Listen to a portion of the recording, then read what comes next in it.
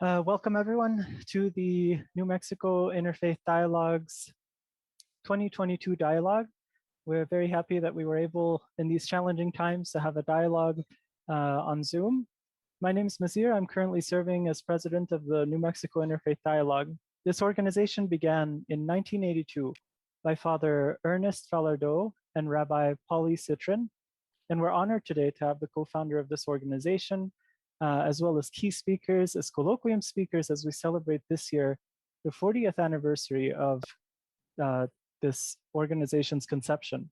This interpersonal dialogue expanded as the Jewish-Catholic dialogue, then further expanded to the Jewish-Christian dialogue, and finally to the New Mexico Interfaith Dialogue as we know it today. And this natural expansion speaks to just how essential it is to have a space for interfaith dialogue and understanding, to expand our perspective of religion. Thank you all for joining us. I'll ask for the duration of the colloquium, with the exception of those speaking, for everyone to mute their mics and their video, and Steve and I will help you with that. Today we have Marcia Rosenstein, our Vice President, leading us with our opening prayer. Marcia, if you could take it away. Can you hear me? Yes. Okay. I'm having problems with my computer, but I can read the prayer. Grant this peace, your most precious gift, O eternal source of peace, and give us the will to proclaim its message to all the peoples of the earth. Bless our country as a safeguard of peace, its advocate among nations. May contentment reign within our borders, health and happiness within our homes. Strengthen the bonds of friendship and fellowship among all the inhabitants of every land. Plant virtue in every soul. May the love of your name hallow every home and every heart. Praised are you, Eternal One, who blesses us, our people, with peace. And it ends with Barak Adonai, Barak et Amo Yisrael Shalom. Amen. Amen. Beautiful. Thank you so much, Marcia. Now I'll turn it over to our moderator, Rabbi Min Kantrowitz, who we're very grateful to have as moderator. Rabbi Kantrowitz is a Rabbis Without Borders Fellow and teaches about crypto-Jews and conversos of New Mexico for Rhodes Scholar and Elder Hostel. She teaches local Hebrew classes weekly and is part of the clergy team at Congregation Nahalat Shalom and has a private spiritual counseling practice. She directed the New Mexico Jewish Community Chaplaincy Program for 12 years, serving unaffiliated Jews throughout the state. A 2004 graduate of the Academy of Jewish Religion, California, she is author of Counting the Omer, a Kabbalistic meditation guide, and the co-author with a Christian and a Muslim of Three Paths, One God, Traditional Scriptures, and New Prayers. Rabbi Kantrowitz is a former psychologist, a former architect and planner, a wife, and mother and the proud bubby of 3 grandsons. And with that, I'll hand it off to our moderator, Rabbi Kantrowitz. Thank you so much. Thank you. Being proud bubby meaning grandma in Yiddish. It's a very endearing way of saying grandma. So I thank you all for being here, the 3 speakers and all of the rest of us who have gathered to try to address these fascinating and challenging questions. I'm just going to read the questions that we were all asked, all the speakers were asked to address, because it's worth it to kind of set the stage. So number 1, how does your faith tradition define faith? Is it an entity, an action, a relationship, or something other? And what examples support this definition? 2, what keeps faith alive? And what is our responsibility? Do we expect God to carry the load? 3, how do difficulties and challenges offer opportunities for individuals and faith communities to grow? And finally, we see the phrase, quote, "in God we trust," unquote, on US coins. What does it mean to trust in God? And how is this expressed? So we'll start off with our first speaker, Rabbi Paul Citrin. Lovely to see you this morning. Paul was ordained by the Hebrew Union College Jewish Institute of Religion in 1973. He graduated from UCLA with a Bachelor of Arts degree in History in 1968. The focus of his rabbinate has always been in congregational life. His passions are education, Israel, and social justice. He's the author of several books, the co-editor of Gates of Repentance for Young Children, published by CCAR Press in 2002, and the editor of Lights in the Forest, Rabbis Respond to 12 Essential Jewish Questions, published by CCAR Press in 2014. Rabbi Citrin is married to Susan Morrison Citrin. They have 4 children and 8 grandchildren. Whew. Rabbi Citrin is a very important member of the Albuquerque Jewish community, and I'm delighted to welcome you here as our first speaker. Rabbi Citrin. Well, thank you, dear longtime friend, Min. I appreciate those kind words. And, you know, our granddaughter, Shosha, who is our second grandchild, just graduated from Albuquerque High School yesterday, and Friday it was rather. And I know how I felt remembering her from her infancy to this present accomplishment before she goes off to Bard College. And I must say, when Mazir mentioned earlier the founding of the dialogue, I felt the same amount of pride. It was a great thing when Father Ernest Filardo approached me, and we met in the gym at St. Mary's downtown, and first thought about a Jewish Catholic dialogue, but to see it blossom into Jewish Christian and then interfaith dialogue is very fulfilling. It does my heart good. And congratulations, as we say in Hebrew, Yashar Koach, which means may your strength be made even straighter and stronger. So I'm honored to be asked to participate in the colloquium today. You must be getting tired of me. I think I did this 4 or 5 years ago, but I enjoy it. And if I can contribute something, I'm delighted to do so. So our topic is faith in challenging times. And it's a great subject and a great title. So let me give you some background and try to answer some of the challenging questions Rabbi Min has put before us. The first thing I would say to you is that Judaism is a non-dogmatic religion. A dogma is a group of beliefs that one must hold to be a member of that group in good standing. Judaism doesn't really have a set of dogmatic theological views that Jews are required to hold to be members of the Jewish people. We don't have, for example, a catechism. So we have a lot of ideas, even though they're not the status of dogma. My goodness, we've been around for 3,500 years, and we've come up with a few thoughts in our time. So a legitimate question is then, what do we mean by faith? Now, I'm going to offer you a colloquial definition, and maybe later some of my colleagues will want to amend it or offer something very different. But I think a colloquial definition, that is something the average person, perhaps on the street or in the pews, might say, is unquestionable beliefs that have been passed down through the ages in sacred texts or from the pulpit, a belief that may challenge our reason, our intellect, or our lived experience, or even our inner moral sense. This is not faith, though, according to Jewish tradition. And it may be that others on the panel will agree that that isn't their current definition of faith.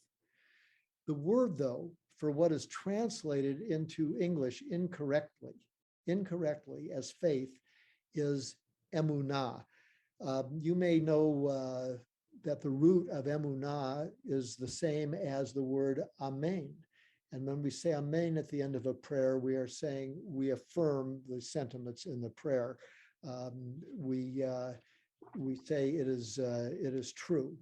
Amen does not mean, emunah does not mean unquestioning and unwavering belief. But emunah rather has the connotations of firmness, of steadfastness, of stability and trust, fidelity. So let me give you some examples from some biblical usages. In the book of Proverbs, chapter 12, verse 17, it says, he who exhales emunah, he who breathes out fidelity, steadfastness, trust, demonstrates righteousness. And a little later, I think we'll talk about what is the connection between emunah and righteous living. But living this life of fidelity, one must act to bring righteousness into human relations. There is a minor prophet in the Hebrew scriptures who has a name that strikes us maybe as a little odd, Habakkuk, who said, Tzaddik be'emunato yichyeh, which means a righteous person lives by his ethical behavior, his steadfastness to morality. And the source of our emunah we see as being God. God is the eternal source. And so in Deuteronomy chapter 32, verse 4, we're told God is steadfast without iniquity, just and right is he.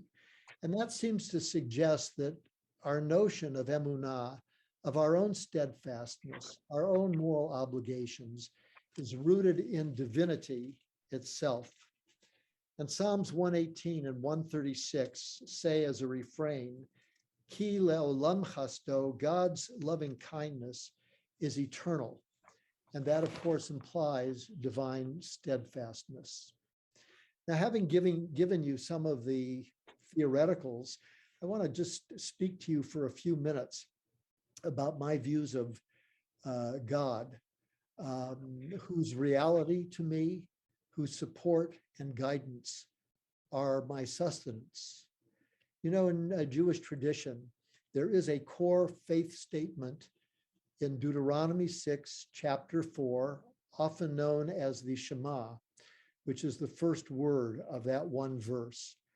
And the usual translation of that verse is, Hear, O Israel, the Lord is our God, the Lord is one.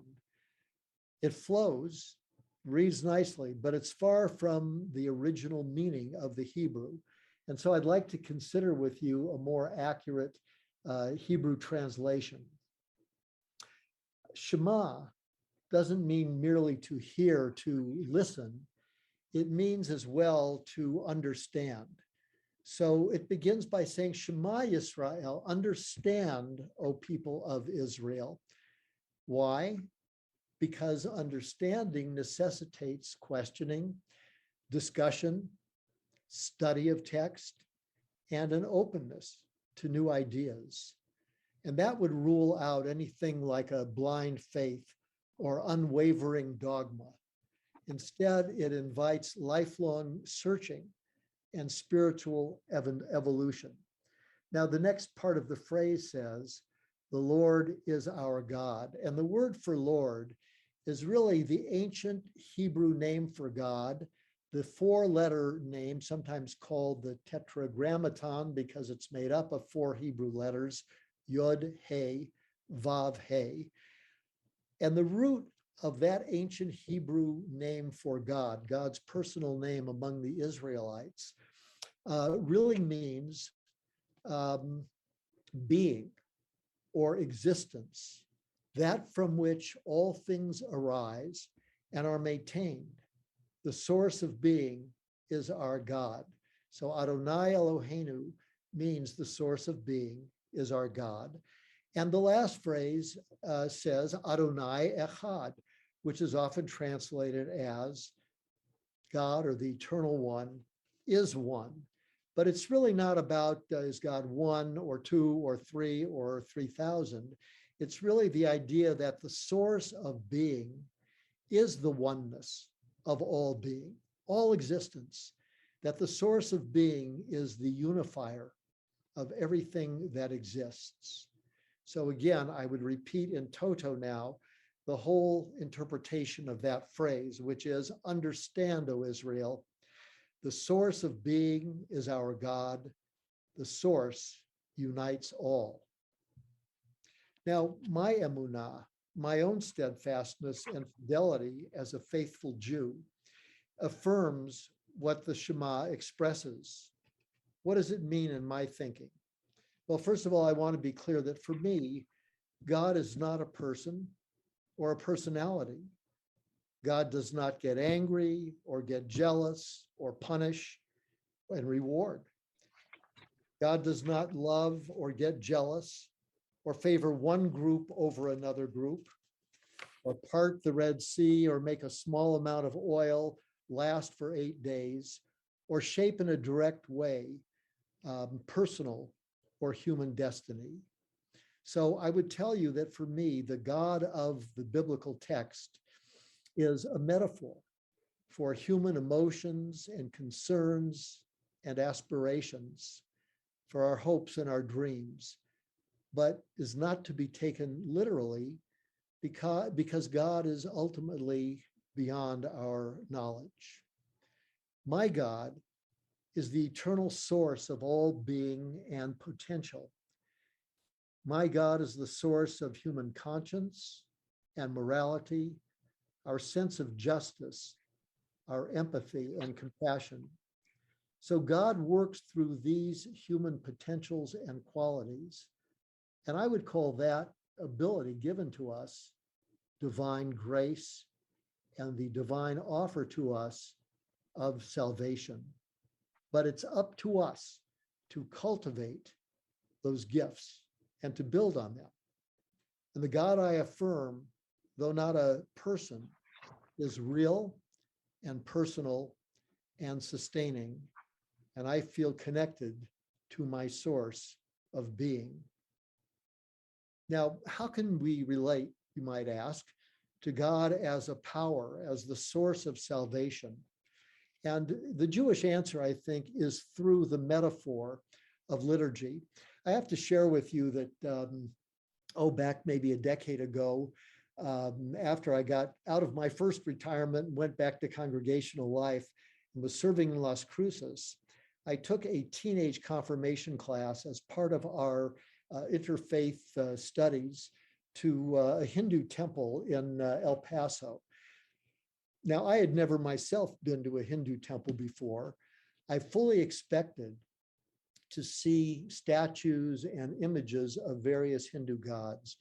But since Judaism doesn't use visuals or three-dimensional objects, I have to confess, when I walked into that Hindu temple, I found the presence of these vividly painted gods a bit of a shock to me. But then I recollected those statues and those images, of course, are not the gods in the mind of traditional Hindus. They are merely suggestions of divine qualities. And I said to myself, all right, we don't have three-dimensional gods in Judaism, but we have metaphor, and we have something called midrash, which is rabbinic legend through which the biblical text is interpreted and expanded. So we have in our liturgy and in our Bible metaphor. So let me give you a couple of examples. You know that when Moses stands at the burning bush and Moses says to God, when I go to the Israelites and I tell them you sent me, who shall I say sent me? And God replies, tell them, I am who I shall be, sent me. And the rabbis take off on that phrase, I am who I am, or I am who I shall be, sent me. And they say the following: the Israelites saw God in whatever form they had need of him, so that when they were crossing the Red Sea, they saw God in the visage of a warrior hovering above the sea. When they were at Mount Sinai receiving the commandments, they saw God as an elderly scholar sitting at a table, teaching them the lessons of the 5 books of Moses. Or the Midrash goes on to say, in the days of Daniel in Babylonia, they saw God as a heroic young man. But this Midrash ends by saying, no matter how you see me or need me, I am always the same in your presence. a Jewish literary way of expressing how humans might perceive God, but that God also is beyond us and yet always a source of our fidelity and steadfastness. One more midrash, if I may, because it says a lot about my tradition. There's a midrash that says at Sinai, where all the people of Israel were gathered, something like over 1,200,000 men, women, and children, that every Israelite standing at the foot of Sinai heard the first letter of the first word of the 10 Commandments. Now, the first letter of the first word is Ah, and the first word was Anochi, I am the Lord your God, etc. And the Midrash goes on to say that each Israelite heard the first syllable Ah, and each understood it according to her or his own intellectual capacity, emotional needs, spiritual openness. That is a way of saying that emunah, steadfastness, is open and not frozen and allows for a variety of understanding and of expression. And so our faith is based on that openness. Now, the question was asked, what keeps emunah alive? And I would also maintain that there are probably three main activities in Jewish tradition. I'm speaking more broadly now than merely celebration, although they are subsumed under this. And here's what I think they are. What keeps emunah alive? The first is exposure to nature, to being in nature and caring for it. We live about a mile from the Bosque along the Rio Grande. And I must tell you that we walk there 5 days a week, my wife and I and our dog. And inevitably, I feel closer to my source of being as I walk among other living beings, plants and bird life and river life. And I feel a certain unity with them from the source of all unity. Well, our work for the environment is a part of sharing God's work. We are participants and we are protectors. There's yet another midrash that I love that says the following: after God created Adam and Eve, but before they were expelled from the garden, God took them through the garden and said to them, look at my work. See how fine and how beautiful my work is. Remember, if you ruin it, there'll be no one to set it right after you. Therefore, care for it. And so there's a heavy emphasis in Jewish tradition that we express our emunah through our connection to nature and our protection of nature. So on our Sabbath, on Shabbat, that is a day that is meant for us not to manipulate the material things of the world, but instead to be part of nature, be part of the world, and renew ourselves within it. Our New Year, Rosh Hashanah, celebrates creation itself. When we say the Jewish year, or the year on the Hebrew calendar, is 5782, it's counting, not literally, but from, again, a traditionalist point of view, from the creation of the world. And so we actually are celebrating the gift of nature and creation on our New Year. And then we have during the year 3 festivals, each of which is a harvest festival and celebrates the bounty of the earth. Sukkot, or tabernacles or booths, in the fall. That is the largest harvest of the year. And we build little huts and decorate them with palm branches on the top and hang fruit and New Mexico chilies from the Sukkah to celebrate that harvest and our being part of nature. Pesach, Passover in the spring, is not just our celebration of liberation from Egypt and the value and the requirement for freedom for all human beings, but it is the spring harvest. It is the barley harvest in the land of Israel. And we celebrate the nature part of Passover by reading the Song of Songs and having greens as part of the Seder meal. And then finally, 50 days later at Shavuot or Pentecost, after we've been counting the Omer, a certain measure of grain each day for 50 days, moving towards Shavuot, we celebrate that as the late spring harvest. And if you want to know more in the most engaging, beautiful way about it, I encourage you to obtain Rabbi Min's book on the Omer. The second, what was I going to say? The second quality to keeping Emunah alive, I think, is the commitment to the study of sacred text. For us, that would be the Bible or the Talmud, which probably was in production from about 200 before the Common Era to about 600 of the Common Era, all the post-biblical thinking of the rabbis.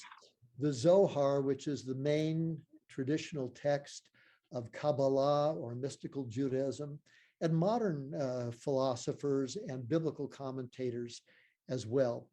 And it's well to study text in any way, shape, or form. You can do it by yourself, but study in community, known as Chevruta, really makes one feel the divine presence when we interact with one another and we share ideas and we challenge each other's ideas with respect and with listening ears. Study of text, and particularly in community, and community can be 2 people or 4 people or 20 people, what have you. Studying text together expands our minds and it enlarges our awareness.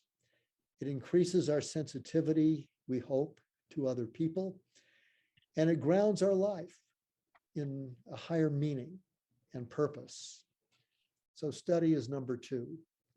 I would say that number 3 to express our emunah is activism in society, to instill and to enliven our ethical values and our hopes. Heeding the biblical call for justice, righteousness, and love is what it means to express emunah in our lives. And there are so many areas, whether it's talking about supporting, welcoming, and supporting the immigrant. And we have wonderful institutions in Albuquerque, whether it's interfaith services for immigrants, the Lutheran Family Service. I know the Jewish community has participated in all of those areas, and particularly before COVID, when we made sure there was food and there were clothing and there were places to stay until people transitioned to wherever they were going in the United States. This is based on the biblical tradition of how you treat the ger, the sojourner, the resident alien, based on our own empathy, having been strangers not only in Egypt, but in many countries where we were not welcome for 1800 years. It is our effort to reduce being unhoused in our very wealthy society, and to see that the unhoused have a roof over their heads and a safe place and medical care and opportunities for job search. It is the activism that calls us to work for racial justice in our society, and to do what we can to avoid incidents like the recent shooting and mass murder in Buffalo. Our emunah has to take us beyond just going tisk tisk and waiting for the next mass murder. When do we show our emunah and stand up and raise our voices? And also our emunah is how we express the need for the freedom of all people And certainly Ukraine reminds us of that. Okay, I just got a 5-minute warning, and guess what? I think that's exactly what I'll need, but I know Min would give me 5 minutes and 30 seconds if necessary. One of the great rabbinic leaders and thinkers of the 20th century was Abraham Joshua Heschel. And he said, God has put the divine destiny into human hands. And by that he meant God won't fix things. It is only through our commitment to tikkun olam, repairing the world, that we can realize through emunah what is expected of us by our traditions. And when he marched with Martin Luther King on the Selma March, he said, I'm praying with my feet. I love it. All three activities, namely connection to nature, study of sacred text, and activism in society,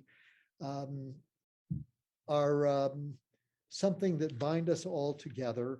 And prayer is part of that. And because of the time, I will just say that the word to pray in Hebrew, lehitpalel, is a reflexive. It means to judge yourself, and it means to take the values expressed in the prayer book and in our tradition and to measure ourselves against it and to see how our emunah is faring.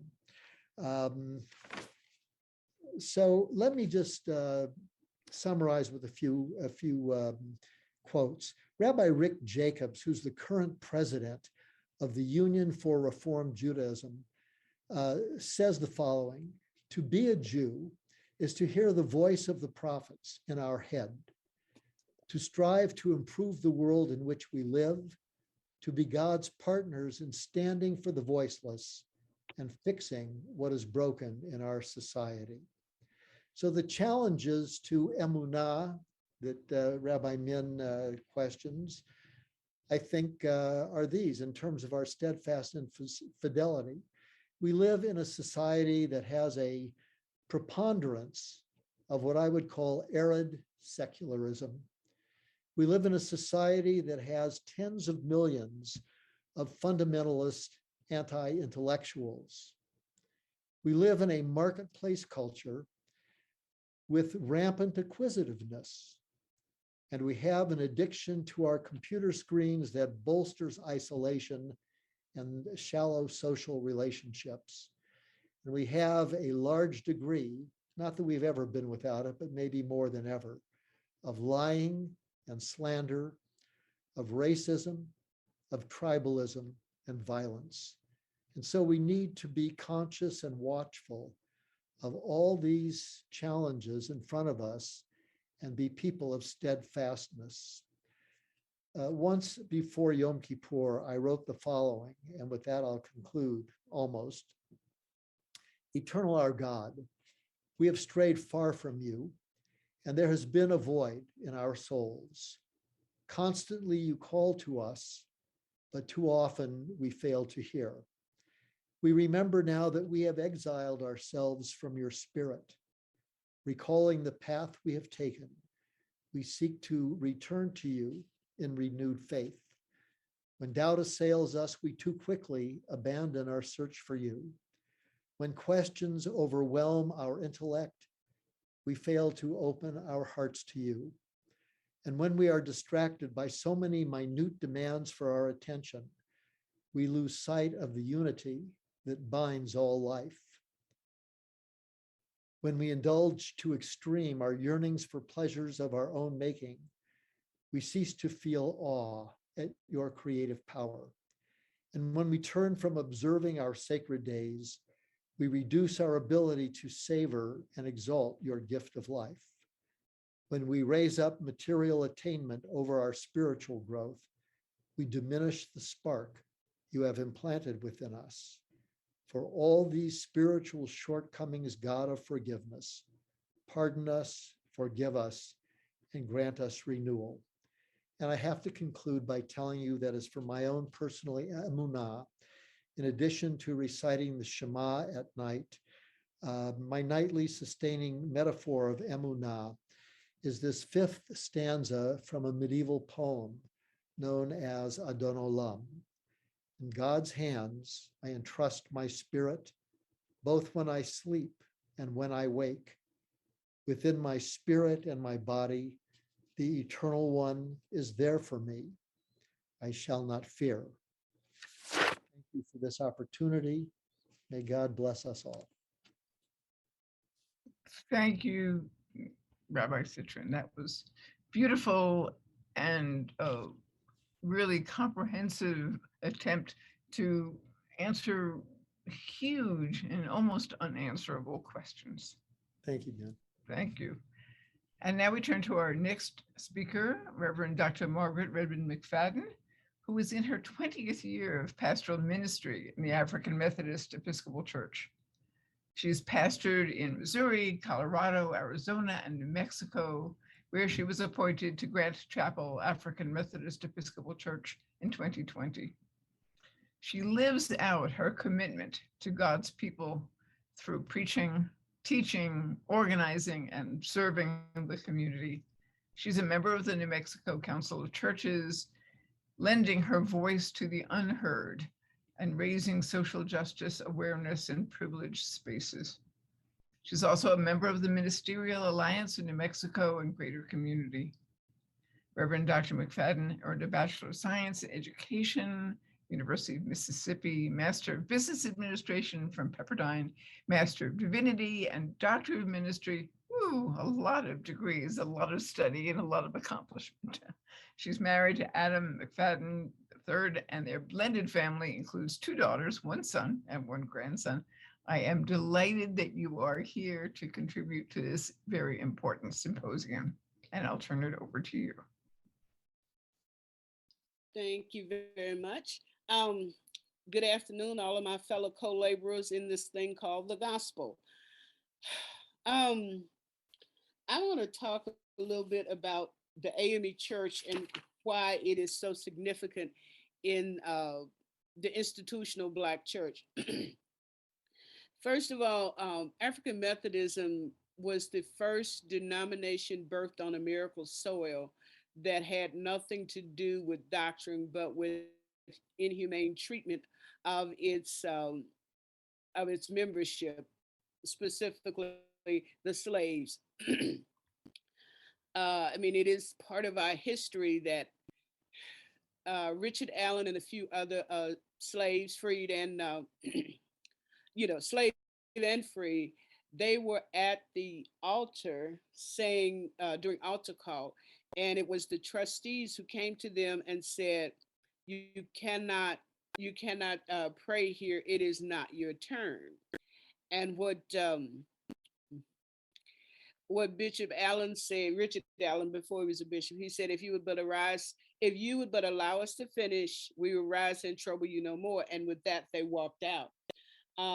In the late 1700s, those who had worshiped in the Methodist tradition wanted to stay Methodist because Richard Allen and others felt that for a people who needed to become a collective people, needed to have similar life experiences and institutional guidelines, which is what brought the AME Church into existence. But before I get to the churches being brought into existence, I want to talk about the fact that I think the first Christian church was in Ethiopia. And even before Ethiopia, the people were brought from Africa and made slaves. They needed a place where they could learn how to be together, in essence, to conglomerate all of their different community traditions, and they did it well. And okay, here I am. The churches are always changing. Every new generation brings its own method of doing things, and I don't know about anybody else, but one of our biggest struggles is helping our younger millennials understand the role and responsibility of being a church member. We're working on that. But anyway, as I was saying, the Burundi, the Ashande, the Tunga, the Nandi, and others, Africans, understood that God was not something that could be put in a box and contained by words. They saw God as their keeper, their guardian, their protector, and preserver. And I could go on and name some of these names that predated the beginning of the slave trade. But what happened was with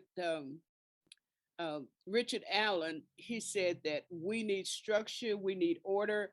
And as people move, particularly as Black people move from the East to the West Coast seeking economic opportunities, the AME Church tried to always situate itself on the corner of coming into a town. And they always had the African Methodist Episcopal Church name on the building so that those who were traveling would know that they could find safe space, they could find food, they could find shelter, they could find employment. And we continued to move west until we got to the California coast. And I'm proud to say that 3 years ago, we established an AME church in Hawaii. I'd like to be that pastor. But anyway, the organization and the structure, and we recite our history so we don't forget it. Every year we have a Founders Day that celebrates Bishop Allen, and we are a connection of about 7 million people across the planet. We get together every 4 years to enact laws, and it's always a spirited debate, and that's because we all have positions of faith that differ. But when we walk away from the general conference every 4 years, we are still in love and fellowship with our neighbors. And now the whole Methodist, this invisible institution, called it the aggregation of Africans in the New World who had fallen victim to the European slave trading enterprise and who gathered periodically to aid in one another's survival efforts, of which worship and the camouflage of celebratory activities were critical elements. That speaks to our faith, the faith that the Africans brought with them from Africa is the same faith that we hold fast to. We believe that God is a keeper, a provider, and a sustainer. And as we live out our faith, particularly in the soon to be post-pandemic times, our churches are still empty. I believe that that's God's call to us to continue to be faithful in spite of what we don't see. I mean, faith is, as the Hebrews say, it's the substance of things hoped for and the evidence of things not seen. And we have seen God perform so many miracles in our communities, in our families, in our churches, that we should be more predisposed to doing the works and going out and talking to God's people, loving God's people, meeting them where they are. As a matter of fact, the mission of the AME Church is to seek out the lost, visit the sick, visit those that are in prison, and do all we can to provide mutual aid as a result of what God has given us. So that's what we are as a community of faith. And we have remained African Methodist Episcopal for over 240 years, and we still hold on to the faith that when we call on God, God will answer.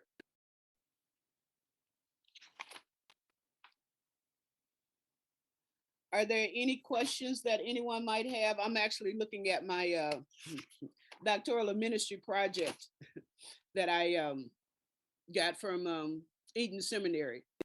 Any questions, comments?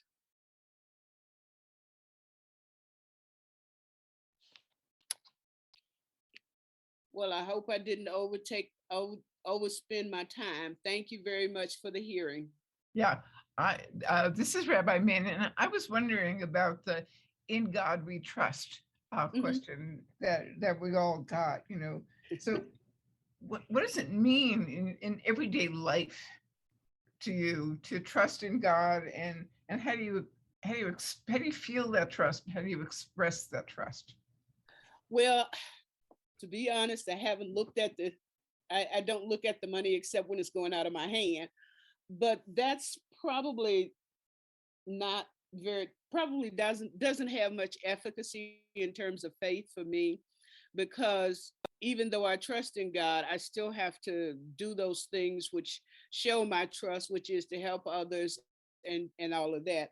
And the "In God We Trust" motto is really not something that we not that we adhere to, but that we listen to as part of our faith story. Our faith story talks about how God saved us when, we were yet sinners. Our faith in God talks about how we have been able to survive so many centuries of mistreatment and disenfranchisement, but still we rise. So that the "In God We Trust," I don't know, I just don't put a whole lot of stock in that. I mean, yeah, it's nice to see it on a coin, but I'd rather live it than see it. Right. I think the fact that it happens to be on a coin is really secondary to Mhm. the deeper message. And if Mhm. the deeper message that whoever decided to put it on our coinage was really trying to express is that our trust in God is something that is around us all the time. It's in our pockets, in our purses, and we have an opportunity for frequent reminders of that. Do we need those reminders, or are we living the kind of life where trust in God is a given, or is a set of opportunities that we could see in front of us if we only open our eyes and our hearts and our ears to that call for connection? Absolutely, I agree 100%. But again, I go back to my faith is not instilled in a motto. It is in how we live out our lives in service to God, to God's creation, and to God's people. Yeah, and the beauty of the story of "In God We Trust" was done by President Lincoln. He's the one that was moved by a pastor who wrote to him and expressed the terrible crisis that was going on in our nation, brother against brother, many issues, especially to try to free the slaves. And so to me, it's a beautiful metaphor that's the ideal. Uh, it's too bad that we really don't, when we use the money, we really most of the time don't trust in God, we trust in the money. But Mhm. so anyway, I just wanted to share that. Right. I was going to ask another question, since you brought up the question of church attendance, and there are across the American faith community world a drop in attendance, and I was wondering, in the context of thinking about faith, whether you personally think that there's less faith, or that the opportunities for expressing that faith are not meeting with the culture of the moment, or whether it's a real challenge for faith communities to find ways for people to discover their faith and to express their faith. And I was just wondering what you thought about that. Well, one of the issues that we have at Grant Chapel is that people are still afraid, even though masks are not mandatory anymore, and they're saying we're all free to do as we choose. Well, I choose to wear a mask when I go outside. But I think that they will slowly come back, because the one thing that that religion does, that church does, is it brings us together socially. And I recall one of my professors having said, "You cannot make an enemy if you have a fork in your hand." So we sit at table a lot. And in that doing so, we are trying to rebuild the connections that we had with each other before the pandemic shut us down. So I don't know how we're going to do it. I'm prayerful about it. We do have to restart our teaching ministry, Sunday school, and Bible study. And we do have to restart our socializing, which we from time to time do maybe once, twice a month. But doing those things to reconnect the people, I think will help everybody to be a little less anxious and a little more comfortable with one another. You know, I think that's a very good definition of one of the things that faith is to trust that we're being guided even in challenging situations in ways that will eventually be for good, even if we have trouble seeing them in front of our eyes right now. So that's another way of thinking about faith. Is it just, I don't know, in the AME Church, is there a dogma? Is there a set of beliefs that everyone is kind of expected to believe or know or wrestle with? Yes, as a matter of fact, the AME Church, like all other Methodist bodies, have a book of discipline. And in that book of discipline, it lays out who we are and how we are to live out our faith based on, feeding the hungry, clothing the naked, cheering the fallen, that kind of thing. So considering that African Methodism was started it actually became a denomination in 1816. We were those who were inside the church, they would help those outside the church. And that was why it grew so fast and spread so fast across from Virginia all the way to California. And as I mentioned earlier, in doing so, people found that they could go and become somebody. They could become part of a community. So yeah, we do have dogma, and we don't hold people fast to that. I don't think I ever recall having been in a meeting and somebody brought up a discussion about the dogma of the church. Well, maybe that's a good thing. Yeah, I think so. I do indeed think so. Right, because dogma is something that often is used as a hammer, or as a prison cell, rather than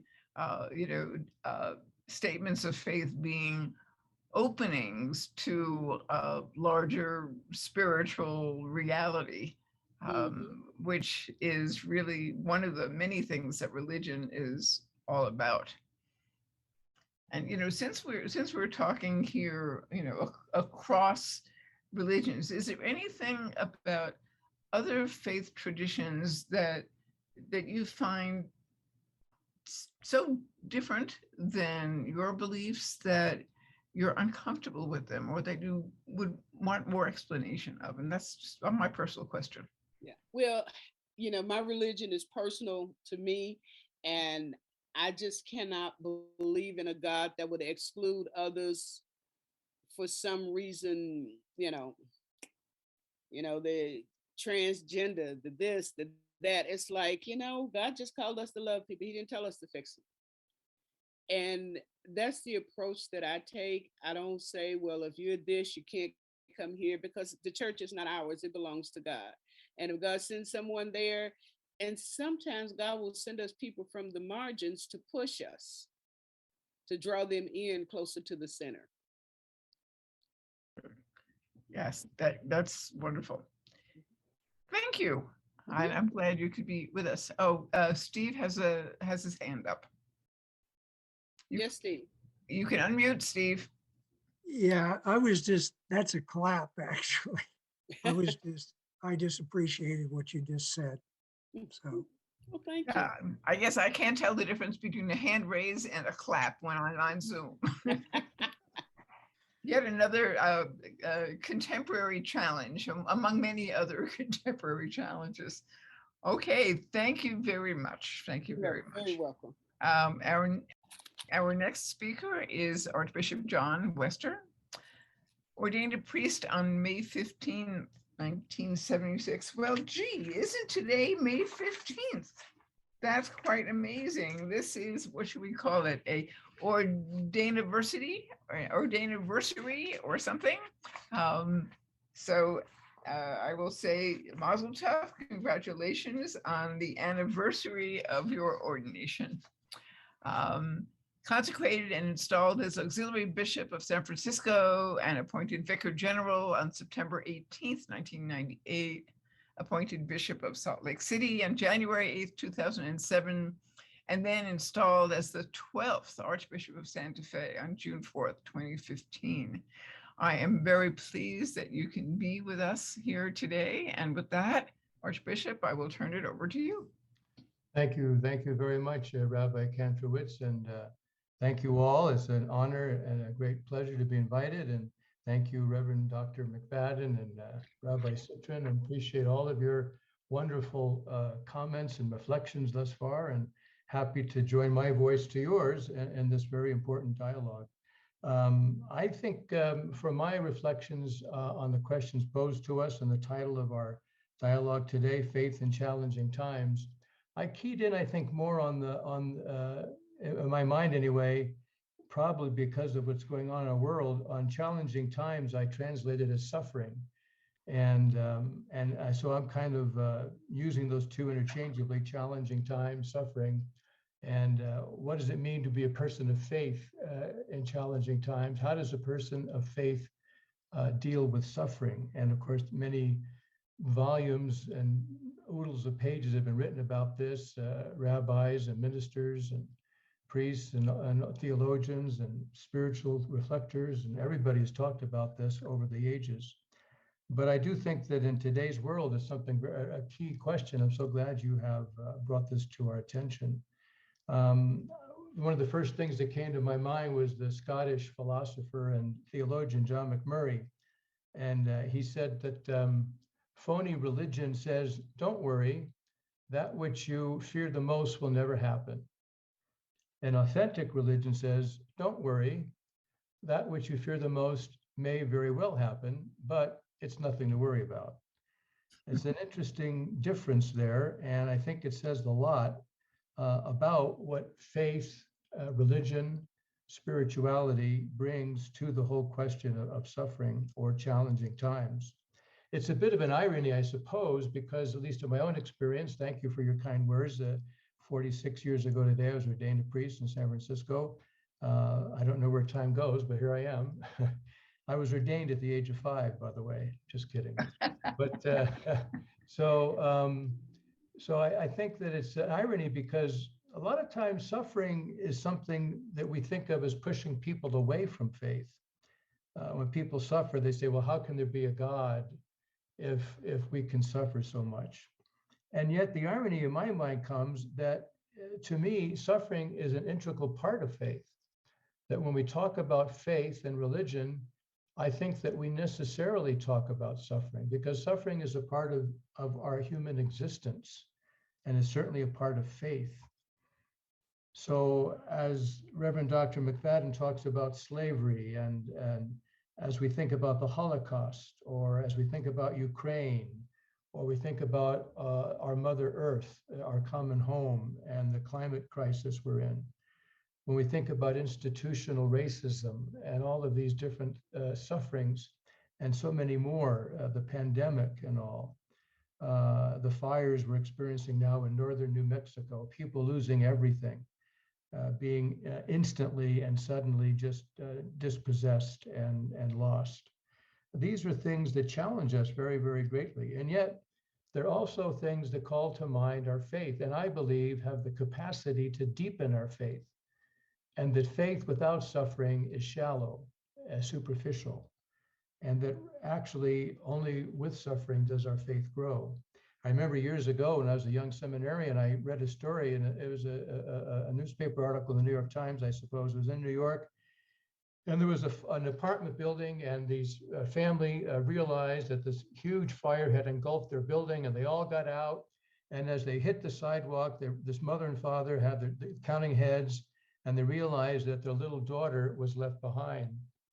And so the father went to run back up the stairs, but he could not, because the flames had increased. So we went back out to the sidewalk and he could see his daughter up in the window there. And he said, you know, Mary Ann, jump and I'll catch you, jump and I'll catch you. But the problem was for Mary Ann that when she looked out the window, all she could see was black smoke and these lights of the fire engines, but she couldn't see her father. She couldn't see, but she could hear his voice. And as the fire edged closer and closer to her, she had to make that decision to jump into the darkness or not. And as the article would have it, she did jump and he did save her life. And but to me, for all these years, that's become a metaphor for faith in the midst of suffering. That was a real suffering. That was a momentous decision to have to be put in that position to make such a decision. And yet, so we might say that inimical to faith itself is a certain kind of suffering, to be able to take that leap of faith, to jump into the darkness. She had a certain rationality, fides quaerens intellectum, we say, faith-seeking intellect, faith-seeking some kind of logic. But there comes a moment when you just have to jump, and all the logic and all the intellect in the world is not going to solve it for you. It was something in her heart, that the sound of her father's voice, her knowledge of her father's love. There was something that was really what enabled her to make that jump, that leap of faith. And so I think my reflection, is going to zero in on that a little bit and touch on the questions that you raise as well. I think the first point that I would make, therefore, is that unlike what our society tries to tell us, suffering is not the enemy.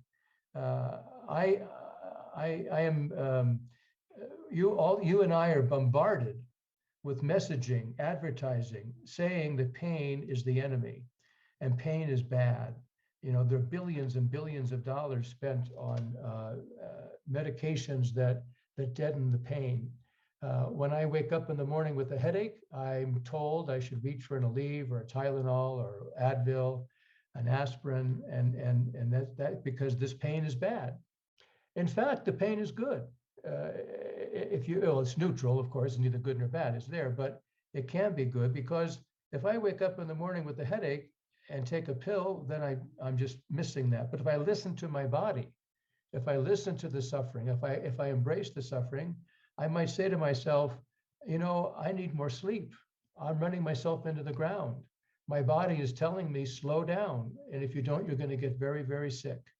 Or it may say to me, I should not have had that extra glass of wine with dinner last night. That was a mistake. Or it may say to me that I've got to eat less. Whatever it is, suffering is something that's actually is our friend and can be if we approach it properly. I remember my first pastoral assignment in the seminary was to go to St. Mary's Hospital in San Francisco.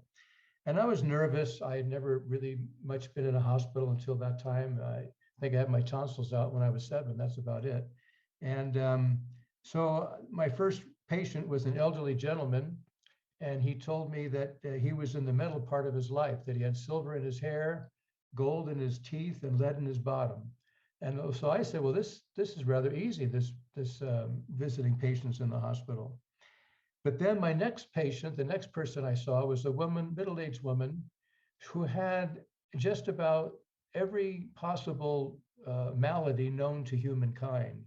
I think she had cancer 2 or 3 times. She had this, she had that. And I was saying, oh my goodness, this poor lady. And she started to explain to me how much she was angry at God. And that as the sicker she got, the angrier she got. And she would shake her fist at God and say, how can you let this happen to me? I pray, I do everything that you ask me to do. I lead a good life. And yet look what's happening, sick. And then I pray and I get sicker.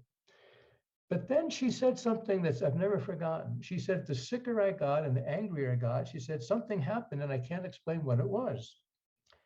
She said, all of a sudden, I felt very close to God. And that stayed with me for a long, long time because it wasn't logical. There was something didn't make sense. But I think in time, what I've come to see, or beginning to see, I should say, is that suffering in her life emptied her. There was a place that was opened up in her heart, and God filled that void. And it was suffering that emptied her. It was the suffering that allowed her to be open to God. And for the first time, perhaps in her life, she really realized her relationship with God, the Creator, how God had given her life, how God, who had done all this, was still with her, had not abandoned her, and that she was mistaken to think that the sickness meant that he had. It's kind of like Leonard Cohen and his song Anthem. He had that, remember that scraggly voice of his, reminded me of Neil Diamond a bit. But he says in that song, ring the bells that still can ring, forget your perfect offering. There is a crack in everything, and that is how the light comes through. Very beautiful and very typical of a lot of his themes in his music and his thinking. Ring the bells that still can ring, and forget your perfect offering. There's a crack in everything. A couple of months ago, I did a funeral for a dear friend of mine I taught with years ago, and he always said that there's a flaw in everything. Every time, that was his famous saying, you know, oh, flaw, there's a flaw. And we came to see that that's part of life. And that to be a perfectionist really is to have a subtle hatred for life, because life isn't perfect. And because life is filled with suffering. And that's how the light gets in. On Bobby Kennedy's grave, he has that quote from Aeschylus that I just love. Even in our sleep, pain which cannot forget falls drop by drop upon the heart, until in our own despair and against our will comes wisdom through the awful grace of God. And that was written by a Greek playwright, long before Christianity, and somebody, I don't know what his faith was, but certainly somebody who was given, I think, a kind of a divine grace to be able to come to that understanding that wisdom comes to the awful grace of God through suffering. And it seems to be that when we reach that end, like we can't go any farther, that's where God really gets to us. Suffering moves us beyond ourselves, beyond the ego. Suffering, challenging times, moves us to reach out for help, to connect, to find relief in relationships. Suffering creates a void, a space where God and others can get in, where I reach out and say, help. I was in the earthquake in San Francisco. I was in the 4-story building, our Chancery building, and during the earthquake of '89, I was in the elevator, and the elevator stopped, and I was stuck, and there was black, and there were tremors, and I was very fearful. And so my first call was saying, hello, hello. You know, it was past closing time, but I knew there were people in the building, and I kept saying, hello, hello. And finally, after a bit of time, my hello changed to help, help, is anybody there? Help. And so that my own little suffering there in that moment was calling me, prompting me to reach out for others, for God, for anybody who would listen. In our own Christian tradition, of course, in Matthew 16, we know that this is very much a part of our Lord's message. If anyone desires to come after me, let him or her deny themselves, take up their cross, and follow me. For whoever desires to save his or her life will lose it, and whoever loses it for my sake will find it. So even this whole theme of suffering that leads to God's intervention, ultimately what we're talking about here really is right relationships. That suffering it also cannot. It can also lead to suicide and isolation and poor decisions, but it can lead to a deepening of relationships. And in Scripture, of course, in our various traditions, we call those right relationships. I think of the example of a child in a crib. I sometimes ask the kids at confirmations, I say, why does you have a little baby sister, a baby brother, a little infant? And I say, now, why does that baby cry in the crib? And they, oh, well, because, you know, she has a dirty diaper, or she's hungry, or she's thirsty, whatever. I said, well, that's certainly right. But there's another reason, and perhaps a more profound reason. And psychologists tell us that a little baby in the crib can't conceptualize. And so when that baby wakes up and there's nobody in the room, the baby is crying from deeply within, and parents can tell the difference between the various cries. And that's a cry that comes from the depths of our souls and says, don't abandon me. Why have you abandoned me? Where are you, mommy? Where are you, daddy? Where are you, grandma, grandpa? Where are you? Why am I alone?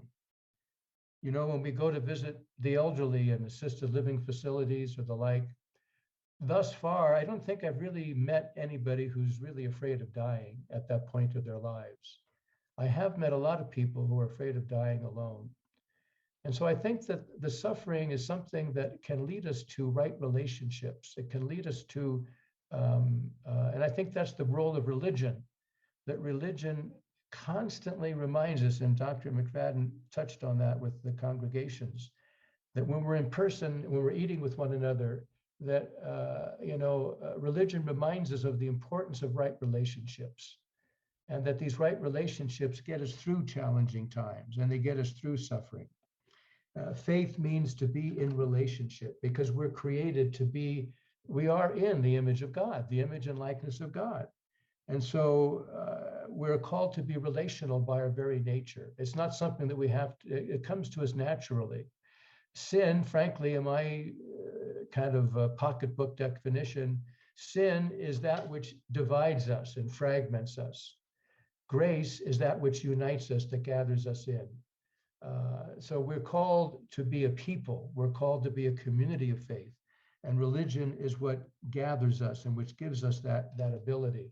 I mean, many people on the plane, for example, they're, well, hello there, Bishop, well, I'm not religious, but I am spiritual. And I think that's great. That's wonderful to be spiritual. And I say, well, that's fine. That's great. I said, I'm also spiritual and I'm also religious. I'm both. And it's not one's better than the other. Where this is what I'm called to do. This is where I find my faith, my personal destiny. But religion, I think, is that which reminds me of that, to be able to pray with others and to find my faith strengthened by others.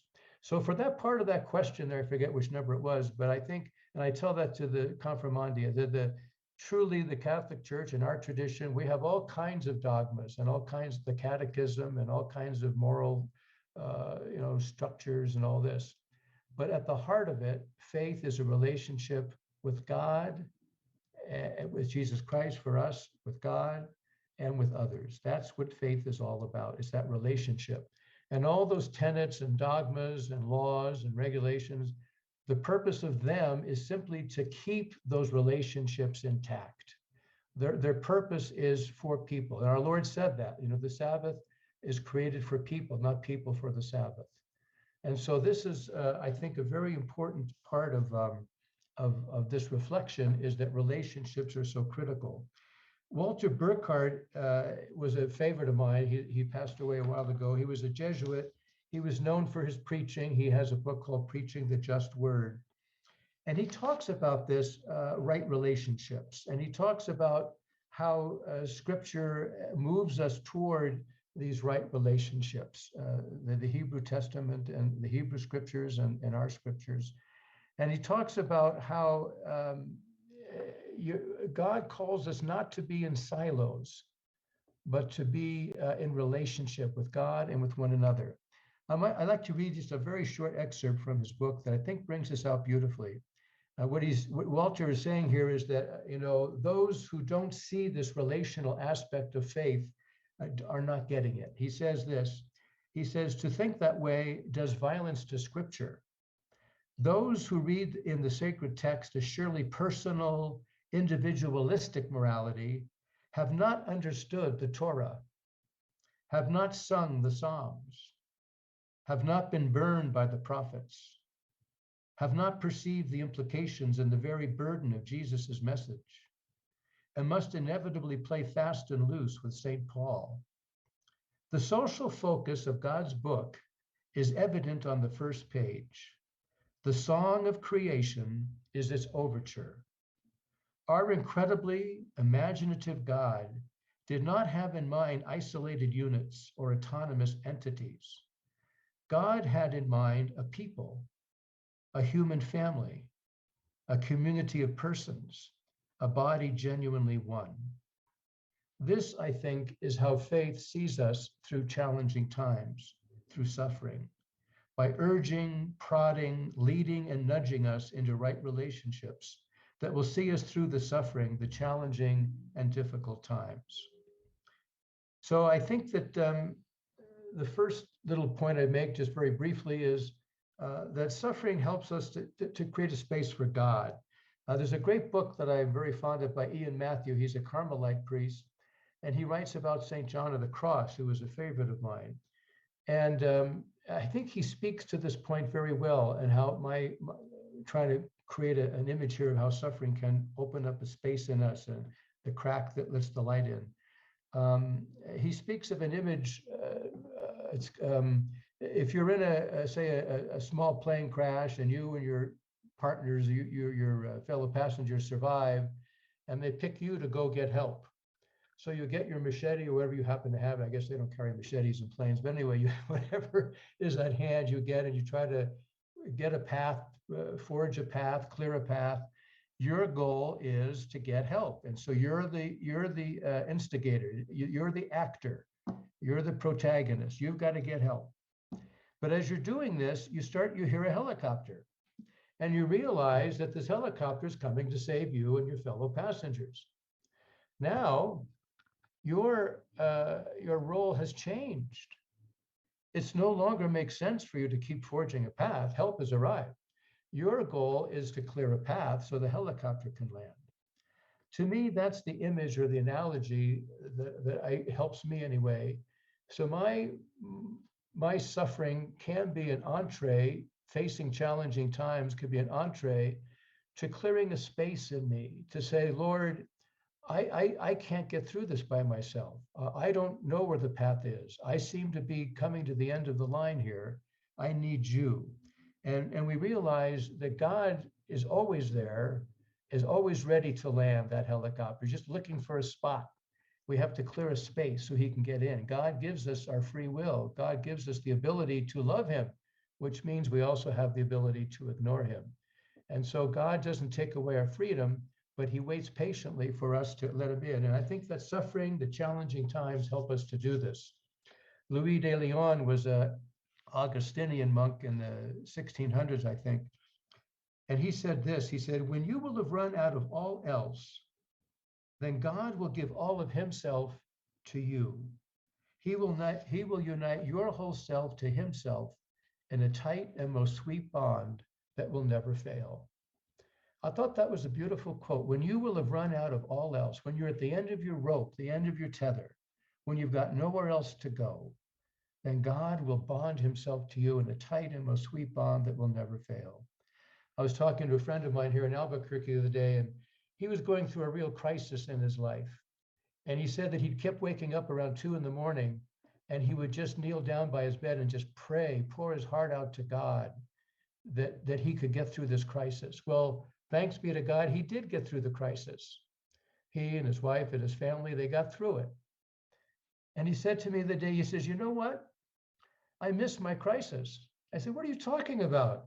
Oh, he said, when I was in crisis, I felt really close to God because I knew that I couldn't do it myself. And I would just kept pouring my heart out to God. And now I'm sleeping through the night and I miss my little nighttime prayer. So I said, well, I'll do my best. I'll see if I can manufacture the crisis for you. But the point is, I think that suffering plays a role in our life if it's properly embraced, if we truly have that faith that allows us to take that leap into the darkness. Secondly, I think faith is something that, as has been suggested already, religion is something that connects us with each other. I smiled when Reverend Dr. McFaddin said what she said about having a fork in your hand. A priest friend of mine here in the Archdiocese said, we're going to get the priests together. He said, before you have the meeting, feed them. Always feed them first, then have the meeting. It's important for us to be together, to connect. We had an immigrant who came into San Francisco. I forget now her country. I just don't recall the time, but I think it was, I think she was Kirani, but I'm not sure, from Myanmar. But they fixed her a meal because she was hungry, but she wouldn't eat. And they said, well, how come you're not eating? And she said, well, where are the others? And they said, well, there are no others. You know, we've eaten, but you were hungry, so we fixed you a meal. Oh, she said, I can't eat by myself. In my culture, we only eat with each other. There's that bonding with others that helps us get through difficult times, challenging times, suffering times. Remember when George Floyd was dying, when he was being murdered, he called for his mama. He was certainly thinking of the one who loved him, the one who cared for him, the one who nurtured him at the moment of his death. But also, and symbolically, he was calling out to all of us who are called to live in right relationship with one another and not to perpetuate the barriers between us, the knees on our necks, the prejudice, the bigotry, the institutionalized racism that keeps us apart. The polarization in our world, in our country, in our churches, the ideologies that separate us, these are the things that religion seeks to break down, to fragment through forgiveness and healing services and prayer and scripture. We remember this very intimately for us in the Christian tradition and faith, especially in John's gospel, when Jesus prayed that they may all be one as you, Father, are in me and as I am in you, that they also may be one in us. Faith draws us together in difficult times and reminds us that we are one people, one family, and that we have to get down to that level where we see that unity with each other is not frosting on the cake, it's our very nature. It's how God made us and how God wants us to live in communion with one another. I have a friend of mine who always says, God is plural, not singular. Whenever we speak of God, we're speaking in the plural. God saves us as a people. God calls us as a communion of persons, as a people. And in difficult times, we get through them as a people, as a congregation, as an assembly, as a communion. I remember the story once of a husband and wife who were having a big argument. And finally, the husband got so exasperated that he called his wife a very bad name and walked out of the room. But before he got out, his wife turned to him and said, "Did you call me that because you want to hurt me or because you love me?" And he said, "Well, what kind of a stupid question is that?" And he walked out. The very next day, he approached his wife and he said, "Yesterday you asked me a question, but I chose not to answer it." He said, "I'll answer you now. I'm sorry. I was wrong. I said that because I wanted to hurt you, and I apologize. I love you." That's the kind of moment that I think religion can bring to us in challenging times, in times of suffering. Religion can help ask that question of us. Are you saying that because you want to hurt me or because you love me? It's reminding us not to get caught up in the emotion of the minute, not to get caught up in our own self-righteousness, not to get caught up in my own ideologies, but rather to love one another as God has first loved us. That is our basic command. The Shema, as Rabbi Citrin pointed out, is so beautiful. That's how I start every day with that beautiful prayer. One God, to love God, to understand God, and to understand and love my neighbor as myself. This is what we're called to do, and this is what religion reminds us to do. This is for us in the Christian tradition, what we call the Paschal Mystery, that death leads to life, that Good Friday leads to Easter Sunday, that the seed dies in the ground and blossoms into the mustard tree. This is something that I think is a basic grounding for us, this death leading to new life. And I think this is what I think gives us the spark, that religion gives us the spark to keep that unity going, that communion going, even in difficult times, even when we're challenged to do the opposite. I love the legend, and with apologies to the rabbis present, but as I heard it, the rabbis were arguing as to when the Sabbath begins. And some said, well, it begins at sunset, and some said, no, it begins at sunrise. And they did have different theories they were arguing about. And then one wise rabbi said, no, he said, the Sabbath begins when there's enough light to see into the eye of your neighbor. I think that's what religion reminds us of. It brings us that light that allows us to see into the eye of our neighbor. It gives us the means and the way to forgive one another. It gives us the ability to express that sorrow for my own selfishness and my desire to seek deeper unity with my fellow neighbor. I know we're all caught up in the Ukraine situation. Is so tragic, and there just seems to be one horrific story after another, and seeing the carnage and all that has really been it's been difficult. But there's one story of many, sadly, that really struck me. It's a sad story of Yuri Prylipko, who was the mayor in Hostomel, Ukraine, and President Zelensky gave him the Heroic City Award for their resistance to the Russian invasion. And when he got back to his city, he realized that his people were very hungry. They hadn't eaten because of the supply chain problems and the shelves were bare. So he was distributing bread, the article said, this was last March, distributing bread to his people. And in the midst of doing that, a Russian sniper saw him and shot and killed him. And I thought to myself, that Yuri Prylipko, that man, 61 years old, he was expressing his faith in challenging times. His faith impelled him to go out there and to feed his people.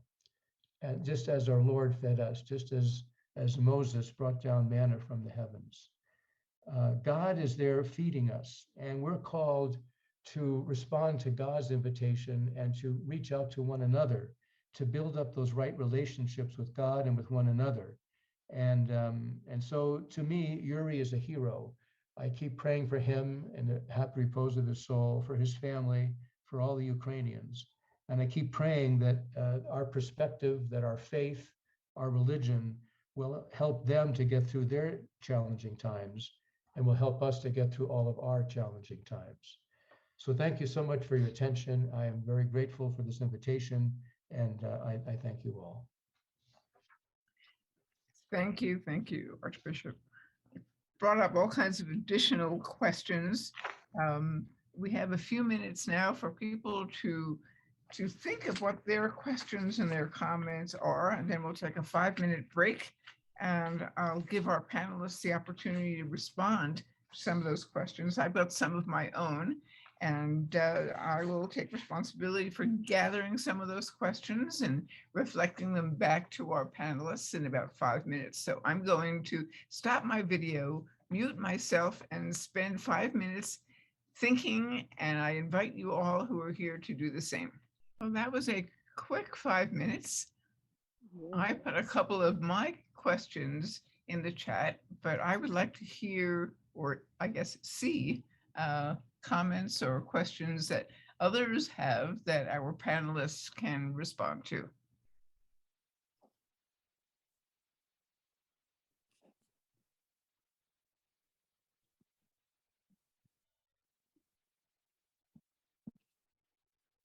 So if not, I will just ask my first one, ask for comments. Some have said that dogma is spiritual technology for faith. Recording in progress.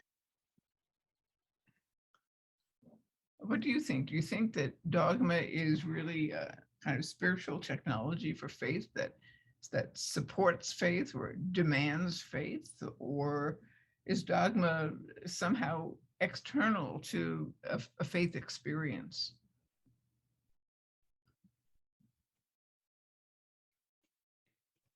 Panelists, please pipe up. I think some of us may be waiting for Archbishop Wester to respond. Oh, well, I'm waiting for you. We have an excess of politeness. Yeah, we're going to stumble. Well, it's not politeness, but as I said, there are plenty of Jewish theological ideas, but none of them really is dogmatic. So I would say from that standpoint, if you looked at a cross-section of questions, subjects about God, about death, about life after death, about why the good seem to suffer. There are many ideas within Judaism. Few are of the status of dogma. And that's why I wanted to yield, not so much out of politeness, but out of fascination with what the Archbishop has been teaching. Well, I think that it's a good question, and I appreciate it. I think one way of getting at it for us in our tradition anyway is that we believe in a supernatural and natural revelation, so that somebody could certainly come to believe that God exists as they witness their first child being born, or as they walk up to the Sandias and see a beautiful sunset and recognize that God is, and Rabbi brought that out, you know, that his walk with his wife in nature, how that gets him in touch with God, and I have that same experience. And that's a very beautiful revelation. It wouldn't for us be dogma. For us, the dogma would be that supernatural revelation where we believe through scripture and through revelation of God, through Jesus Christ, and also, you know, through scripture, through the prophets, that there are certain things that have been revealed by God in the sacred book that are dogmatic, and that they would be. So, for example, for us, that there are three persons in the Trinity, that Jesus Christ is true God and true man, the Eucharist is the body and blood of Christ. These are dogmas that constitute our faith. So it's fuzzy in the sense that you can certainly believe in God and have a very beautiful life, you know, with God, but not accept those beliefs. And if that was the case, then you wouldn't be Catholic, you would be Presbyterian or Anglican or Methodist or whatever, or Jewish or Hindu or Buddhist or, you know, is Muslim, whatever would fit your own belief. So I think the key here is that the two kind of coexist, and that the dogmas cannot be, and Reverend Dr. McFaddin got at that, I think, and that's something we are struggling with in the Catholic Church. There are some people who are very dogmatic. We used, they're very rigid, they're very dogmatic. So they say that this is what the teaching is, and if you don't follow it, you're out or you can't get in.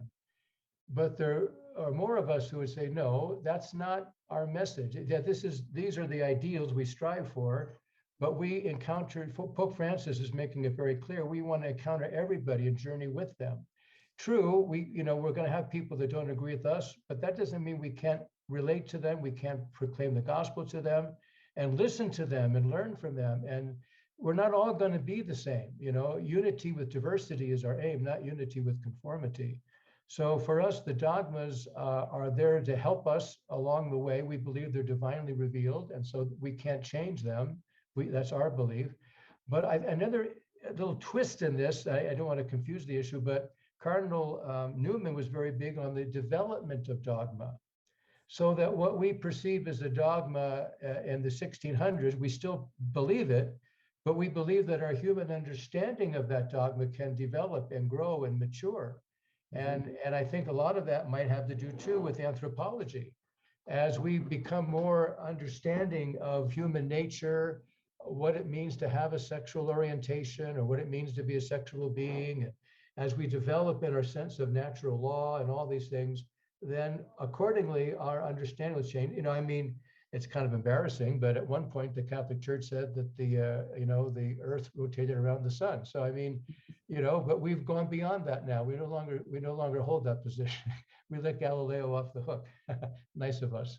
But anyway, so that's, I hope that gives kind of an initial approach to the question.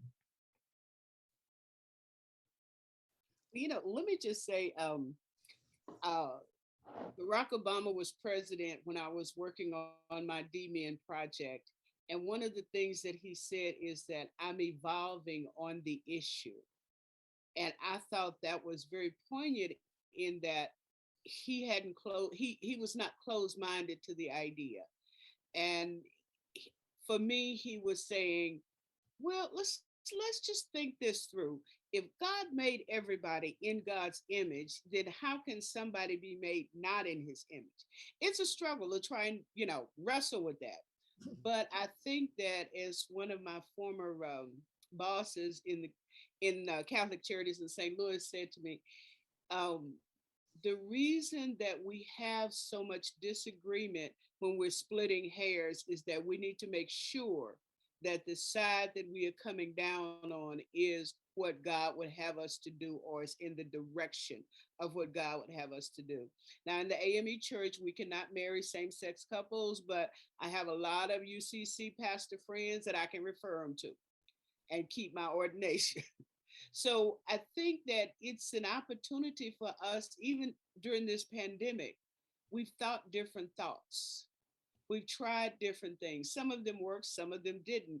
But I believe that there was a piece in each and everything that we tried that had some efficacy that should be in our toolkit.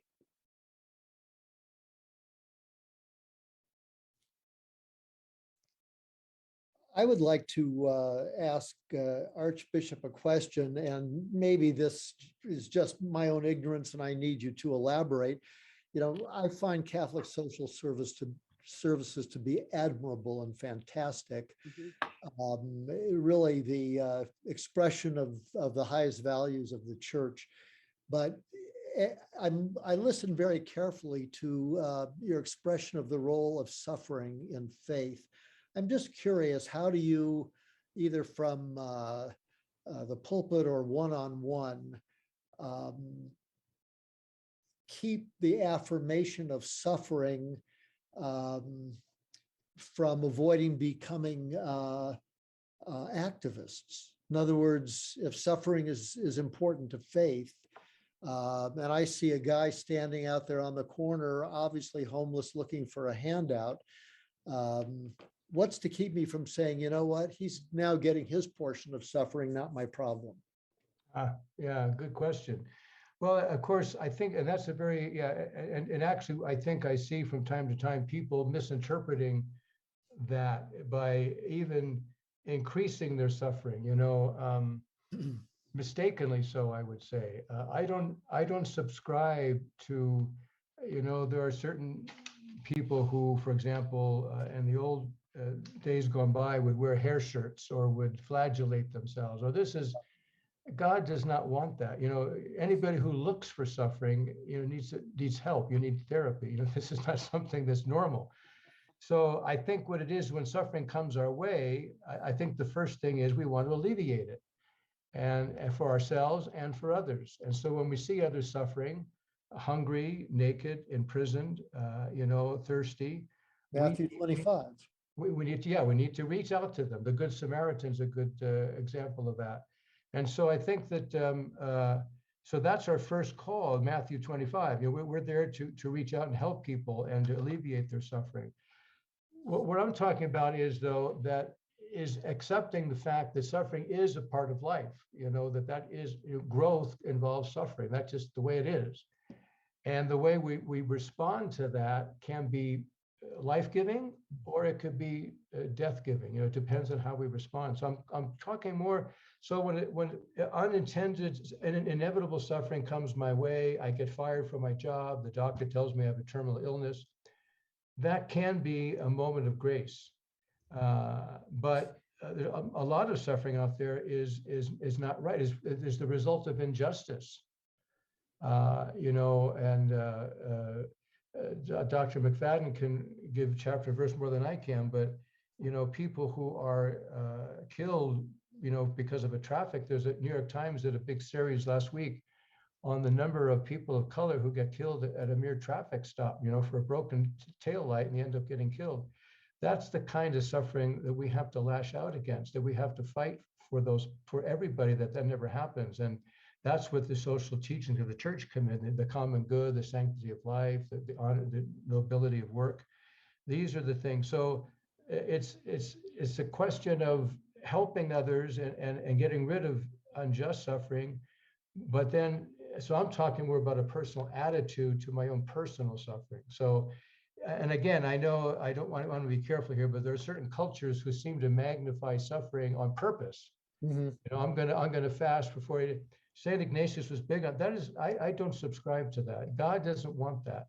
These are symbolic things. I might fast as a reminder that I'm hungry for God and I'm hungry for justice, but not to the extent that I'm going to harm my health or not enjoy life. You know, so it's a very it's a fine line, I suppose. Thank you. That's a great answer. And Min, will you indulge me? One more. Reverend McFaddin, I'm asking what I'm about to ask, I think it's on the chat, out of a real desire to understand. It's clear to me that the role of the church in the Black community has been a powerful sustainer. I'm curious how it got to be that way. My question was, how are African Americans able to embrace any sort of Christianity since it was the faith of the oppressor? How did people explain that to themselves? Well, first of all, we do believe in the creator God. We believe in the triune God, that, God was God and he created everything, and he created, nature. And then Jesus Christ came to atone for our sins. Sometimes I struggle with that atonement, but it's, God hasn't told me I need to fix it right away. He said, just sit with it a little longer, you'll be all right. But here's the thing. We look back on our history and the suffering that we've had to endure, we've always survived it and come out stronger for it.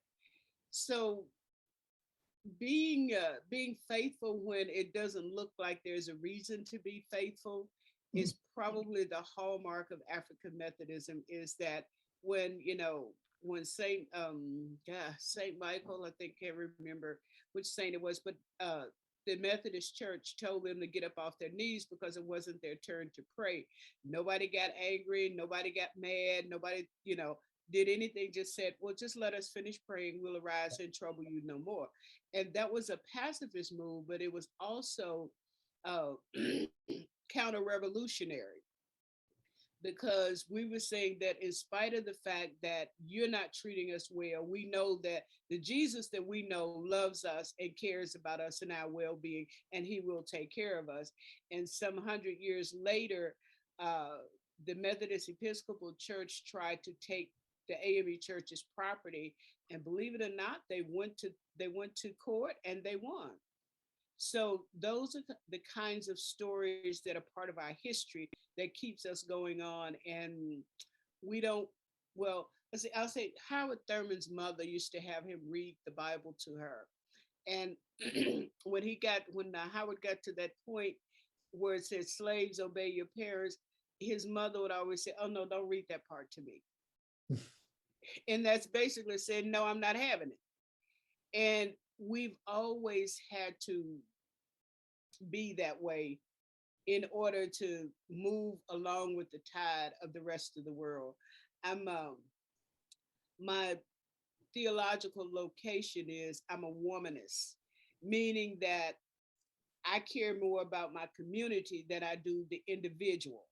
Because if the community grows, everybody in the community can grow.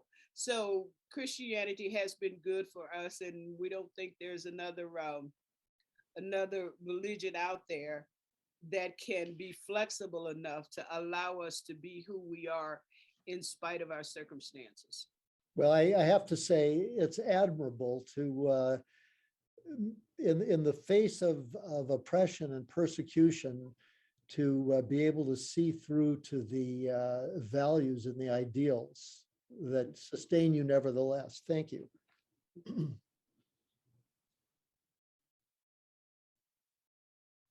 One of the questions in the chat is also related. Question for Reverend McFaddin. What are some of the ways, if any, that slavery and its effects have shaped the AME faith? Slavery is an unbearable experience. Are there any insights embedded in your faith and teachings into how to bear the unbearable? If the other speakers have other thoughts about that, similar persecutions that have characterized all of the histories of all of our faith traditions. The question is, what is there in the faith traditions that has really helped us or helped you bear that unbearable? Well, you can, let's see. I like to tell my story, my history in God. I was about 4 years old and I lived in Oxford, Mississippi. And I told my mother I wanted to go to the University of Mississippi. She said, well, baby, they don't let little colored girls go there. She didn't tell me I wasn't smart enough. She didn't tell me that we didn't have the money. She just said they don't let little colored girls go there. Well, the very next year, James Meredith integrated Ole Miss. So, hey, guess where I got my degrees from? And we can't internalize all of the stuff that comes at us. And I remember when I was working at Catholic Charities in St. Louis, and Rich Vagey was my boss, and I was trying to buy a house, and they just kept throwing all sorts of stuff at me. We need this, we need that, we need this. And so he said to me, he said, do you think it's because you're Black? I'm like, yeah, that's exactly what it is. Right. But if I focus on being mad because y'all keep giving me the runaround, I'll never get my house. And he said, oh, I see. I said, yeah, there are a lot of things we just don't internalize.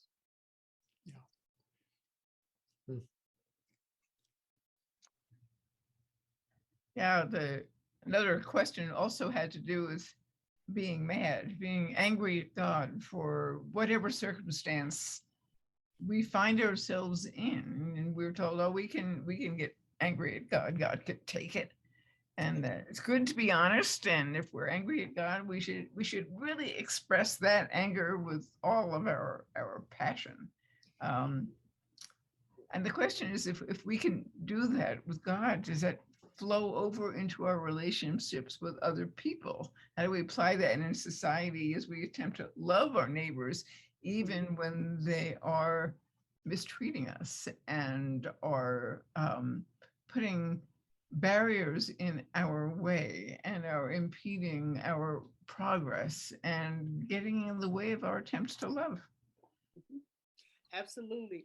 And I've had conversations with others about certain things, and sometimes I just tell the truth. I just go, that's not for me. I had someone offer to me that I needed to tone down my political rhetoric in the pulpit. I'm like, Polly means the work of the people. And if that's what God is calling us to do, then we ought to be able to speak truth to power.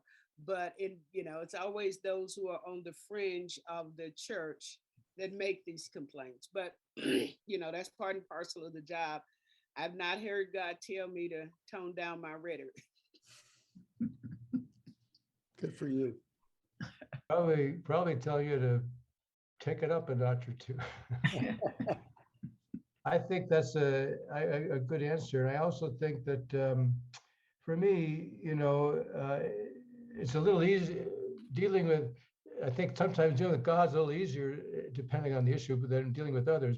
But I think, loving our neighbor does not mean that we're just like wishy-washy or chameleons or we're vague enough to be true.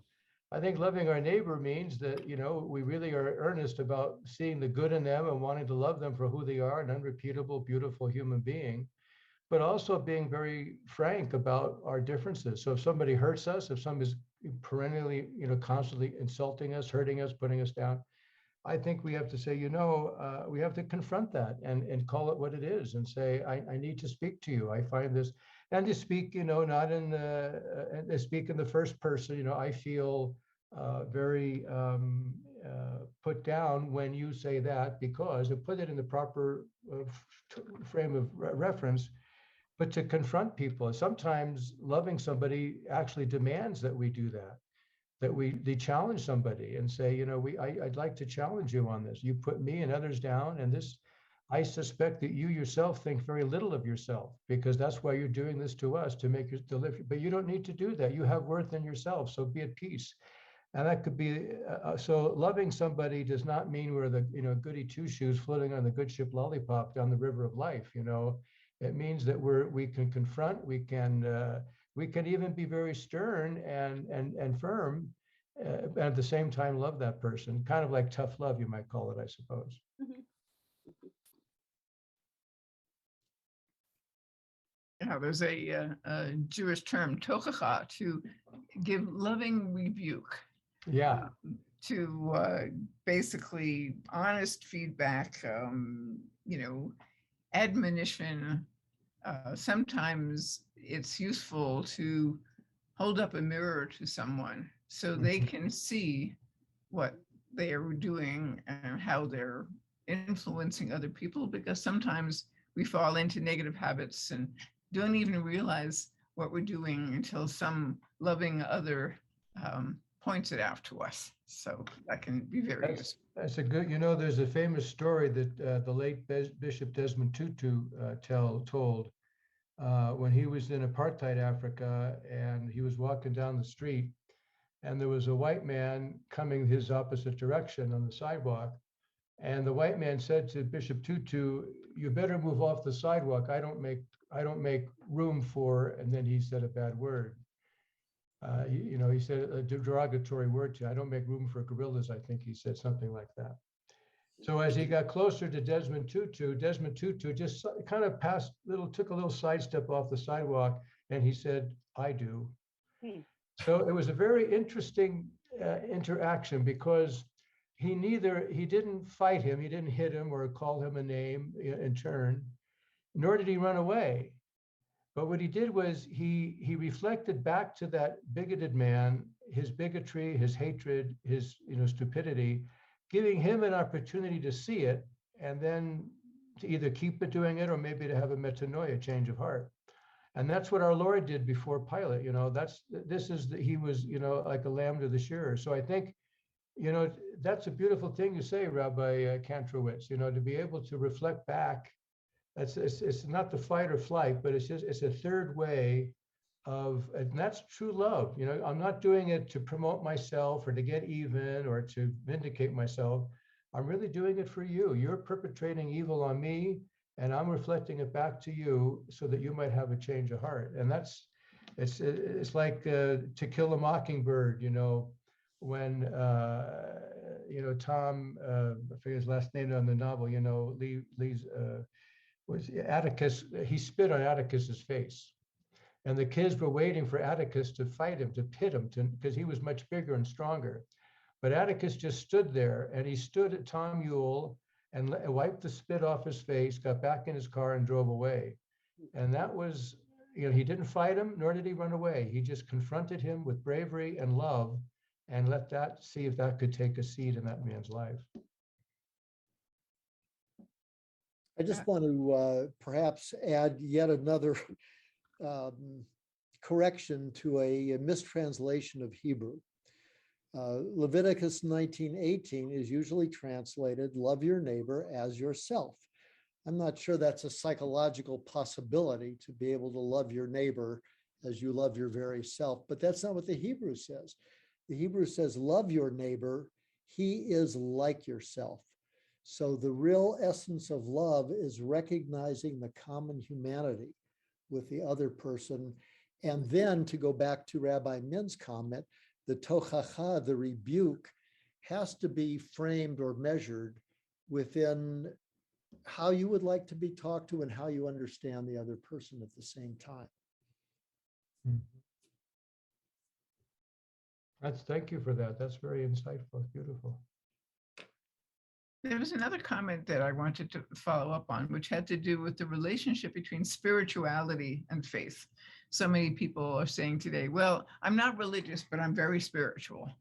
And, as faith leaders, if we have a whole community of people who are spiritual but not religious, spiritual but don't necessarily follow any particular faith tradition, or attend any congregation of any kind of any religion, then there's this huge kind of cultural mismatch between those of us who are faithful to a tradition and those people who are saying, well, I'm spiritual but not religious. And I'm just curious about your comments about that phenomenon. Well, I would say, again, first of all, I would say if someone tells me that I'm spiritual, I say, well, I try to affirm them for where they're at. In other words, we're all different. And if that's where that person is, that's thanks be to God, they're spiritual. And so, but I would also try to answer the question, because there's an implied question in it. They say, why bother to be religious? Isn't being spiritual what really counts?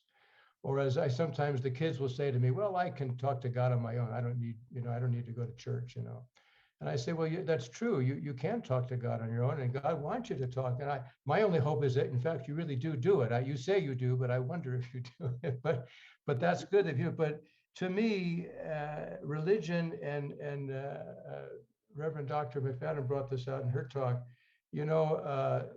It's the community that you're missing. And so being part of a people, this is all through the Hebrew scriptures and our Christian scriptures. Being a people is so God saved the people, the Jewish people as a people, and they have their laws that keep them together as a people, the Decalogue and all the others. So I think this is critical, and that's what people are missing out on. To share the faith, to pray together with is so important, so powerful. I think that's what the religion can add to the equation.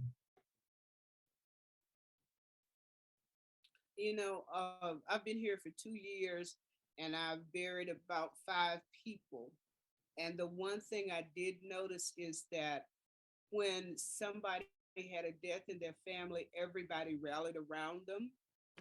And that was very important. And, one man lost his wife for 40-some years. So what do? We find things for him to do because he said he doesn't want to be idle.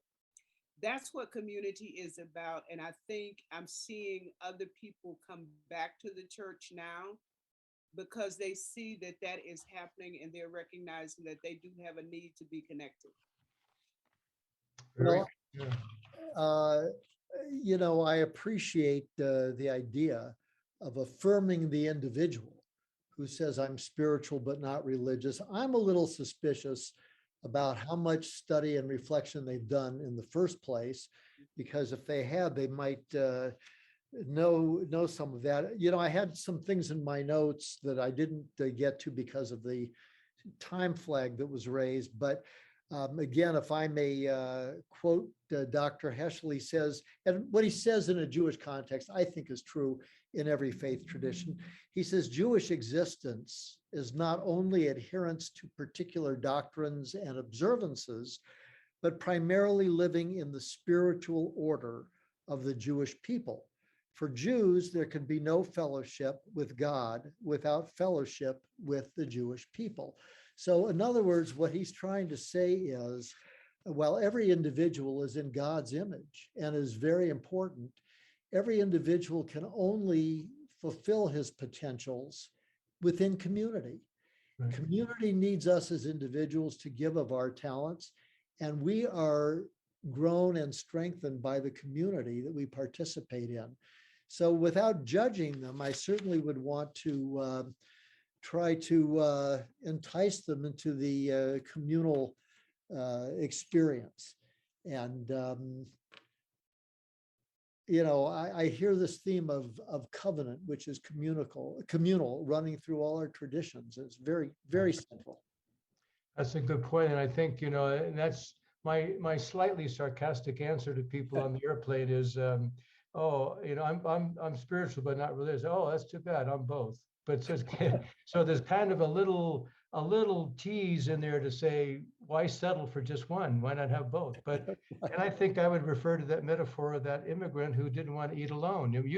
I eat alone a lot because of my schedule. I have to eat to live. So I'm down there, and but I'm sure missing out on a lot as opposed to eating with the community. It's a much richer experience, and there's more to eating than just feeding my body. There's also a sense of community, of talking, of bonding, that it brings us all together. So I think that image of eating, and certainly it fits for us at the Eucharistic table, I think is an important metaphor. There's a question in the chat. How can nonviolence serve justice and build community?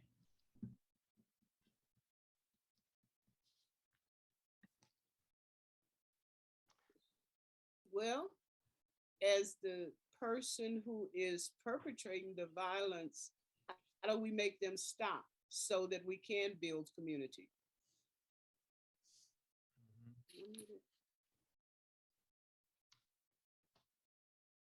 Well, that's exactly. How do we make them stop? And that's a tough one because You know, I recently wrote a pastoral letter on nuclear disarmament, which of course there are many people have many opinions on that. But I think that one of the challenges of the gospel for us on the Christian tradition is that I think we tend to water down a little bit Christ's stance on violence. The gospel is basically a gospel of nonviolence. And, you know, we have many references when Jesus told Peter to put the sword away. Those who live by the sword will die by the sword. The one that called down fire on the Samaritans and Jesus reprimanded them. I think that I think, again, this is where faith comes in because it goes contrary to the human logic. But I think that if enough people start to sow the seeds of peace, that in the end it will win. You may end up losing your life, but in the long run, it will win. But that takes faith to believe that that's the case. And so it's not an easy one. We've always held out for you're allowed to defend, you're allowed to use violence to save your life, for example. But there's some people who hold that the true Christian response would be to not perpetrate violence, to accept whatever's coming your way, and that action will reverberate down the corridors of time and be victorious. But it takes faith to really believe that. And I'm not sure, frankly, how many are capable of doing that. Well, in Jewish tradition, peace is one of the very highest values. And having said that, though, there is an obligation to defend one's life. You know, there was a debate in letters between Mahatma Gandhi and Martin Buber, and Gandhi was critical of the early members of the state of Israel fighting with the Arabs, and said, you know, you should follow our model of nonviolence and passive resistance. Look, after all, we got the British out. But the Jewish experience in Europe during World War II was that it didn't matter what we did or who we were going to be done to death by the Nazis. Do we really expect that the Ukrainians should have sat passively by when their country was invaded? I think not. I'm not sure there's any country that would do it. I think the teaching of peace is crucial, but we have to understand that there are different facets of our life. Some of them are political and military, and maybe we have to train individuals to think in terms of peace, but I'm not so sure about pacifism. You know, one of the great rabbis in the middle 20th century, who was a teacher of mine, Roland Gittleson, was a pacifist until World War II broke out. Then he became a chaplain and was on Iwo Jima. And the other chaplains did not want him to speak at the dedication of the cemetery of the GIs who died there. And in the end, though, there was a Protestant chaplain who really stood up for it. And he gave this magnificent speech that still affirmed peace, but affirmed those who gave their lives for freedom. So I guess what I'm saying is it's not so black and white. There are shades of gray that have to be taken into consideration. I would agree with that. It's a very complex question, and I think you're quite right that, you know, it's and our tradition, the Catholic tradition, has never embraced total pacifism. But I'm struggling with that right now in terms of how that can play out. I think it's an individual decision that individuals have to make. And frankly, I come down on, I can morally justify somebody who defends his or her life, and also someone who decides not to take up arms and to let it happen what happened. I rather think that most of us would do the former, but I think you're right. It's just, but I think the key there is that what you said in the first part, Rabbi, is to make peace a priority and keep working for it. And it may be that in this life, we're never going to truly attain it. You know, I mean, I thought we had come beyond the Nazis and all that. And now look what's happening with Ukraine. So, and some of the tortures and executions taking place are just horrific. So it's You know, Archbishop, I remember reading the Vatican, the Conference of Bishops letter on nuclear disarmament back, I think, in the 1980s. How could I see your letter? I'd love to. I'll send it to you if you digitally. Yeah, I'll send it to you. I would love it. And Yeah. that to me seems to be not a shade of gray, but that absolutely, as human beings concerned for life and the fate of the earth, we have to reject nuclear weapons altogether. Yeah, their very existence is a threat to our existence, frankly. And even when they're not being used, we see that they're already being used by Russia. When Putin rattled his nuclear sword, he's not detonating anything, but they're being used as blackmail. So it's really a difficult situation we find ourselves in. Indeed. And, sometimes when people are talking about justice in the situation, they're really talking about retribution. They're really talking about retaliation by their own skewed view of what, justice ought to look like. And so sometimes I think we need to be careful about how that word gets used. Well, that's a good point, Rabbi. And I just finished, a few years ago, I finished reading the biography of Dietrich Bonhoeffer by McTaxis. And I fully believe, Dietrich Bonhoeffer came to that conclusion, and I agree with him, that it would have been morally acceptable and even preferable to kill Hitler if he could have done it, and to save the lives of the millions who died in the Holocaust and in the war. And but that's not, a truly pacifist stance, if someone took that, would be, no, you can't do that. You have to let it play out and just keep witnessing to peace. But I personally believe that had that succeeded, it would have been, now, as it turned out, Dietrich Bonhoeffer was executed. And so he did, I think he's a martyr. I think he gave his life for that cause. He was arrested, and then shortly before the Nazis fell, they killed him. But so I think Rabbi's right, Citrin's right. It's a very complicated question, and it's one that we have to keep struggling with. Do we not, in some measure, abet the evil by not standing up to it? I understand that there's a certain higher level of faith and spirituality by being a complete pacifist, but I'm not sure it saves our world anymore. Well, okay. Yeah, no, I agree with that. And that's why I think, I think Bonhoeffer was right. He was really, a martyr and a hero and a model. Yeah. But not all of us could live up to that standard. No. Look, there were over 5,000 individuals recognized by Yad Vashem, the Holocaust memorial in Jerusalem. 5,000 Christians who participated, risking their lives to save Jewish neighbors. This is a great and overwhelming thing to consider. And not everybody was up to that. But no. There's one more comment in the chat, and I think we can probably wrap it up after that.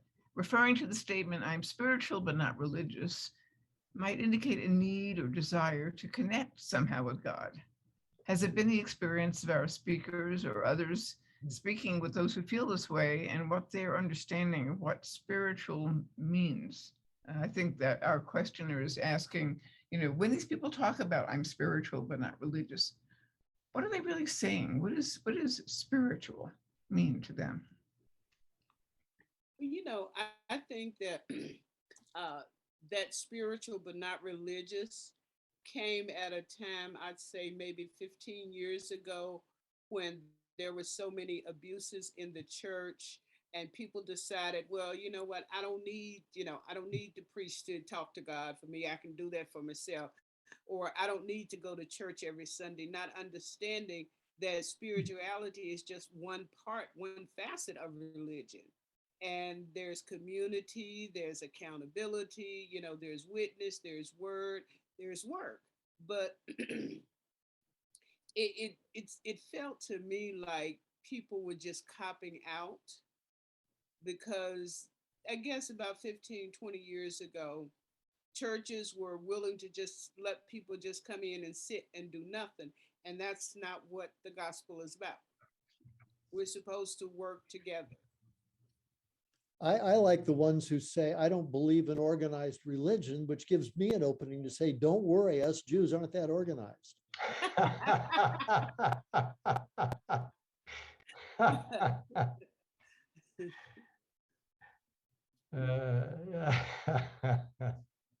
Yeah, and I think it was just a fad, and I hope I'm not offending anybody.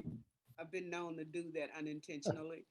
But sometimes we just jump on a bandwagon, as I said, without looking to see if the wheels are even on tight. Mhm. And then when we crash and burn, we come back to the organized church for healing. So, True. yeah. My reaction is that a lot of people have been in churches and synagogues and were turned off by the politics of it, and not realizing that anytime you have more than yourself in a closet, you're going to have politics when you have to deal with other humans. And so the question is, can we apply our interpersonal ethics in the communal situation so that we maintain respect and see the image of God in the other, and overcome some of the political strife? Yeah, I think you're both quite correct. And I think that a lot of times religion is the coming together of the human and the divine. And I think a lot of times when people say they're spiritual but not religious, is that they've been somehow put off by the human element and just prefer the divine. But, and I don't say this to criticize them, you'd have to talk to each person and who knows their story, and this may or may not be true, but it's a lot easier to talk to God than it is to talk to your neighbor, because, God is all loving, all knowing, you can kind of just pour your heart out. Your neighbor could be distracted, selfish, bigoted. And so it's kind of taking the easy way out, if you want to put it that way. But I think, I don't want to be negative, but also I think sometimes people who say that, that could be part of it. They're disillusioned by the humanity part of religion. And it also could be that they're just, they're not really, they say they're spiritual, but it'd be interesting, and you said that already, it'd be interesting to know what they mean by that. And, but there are some who do, I've met some theists who are very dedicated and very spiritual and very good people, and that's their calling. So I respect that, but I do see it as the rabbi does, as an opportunity to invite them into our disorganized, messy religion, because it's very human too, and you might find that you belong more than you think. Well put. And to go back to your earlier comment, if there's not a crack in it, where's the light going to come in? Right. That's right. Yeah. Leonard Cohen. Yeah. Okay, we have just a couple of minutes, and I'd like to ask the three presenters to just make any kind of final half-a-minute statement or reflection on this whole topic and what this means to them. Well, So my wish is that we could do this more often, because as I was thinking about telling the AME history, I said, they probably don't know all of this stuff. So we have a better understanding. And then with that, we can hold fast to our dogmatic lines where we have to. So I think that people just need to come in and see what we're doing.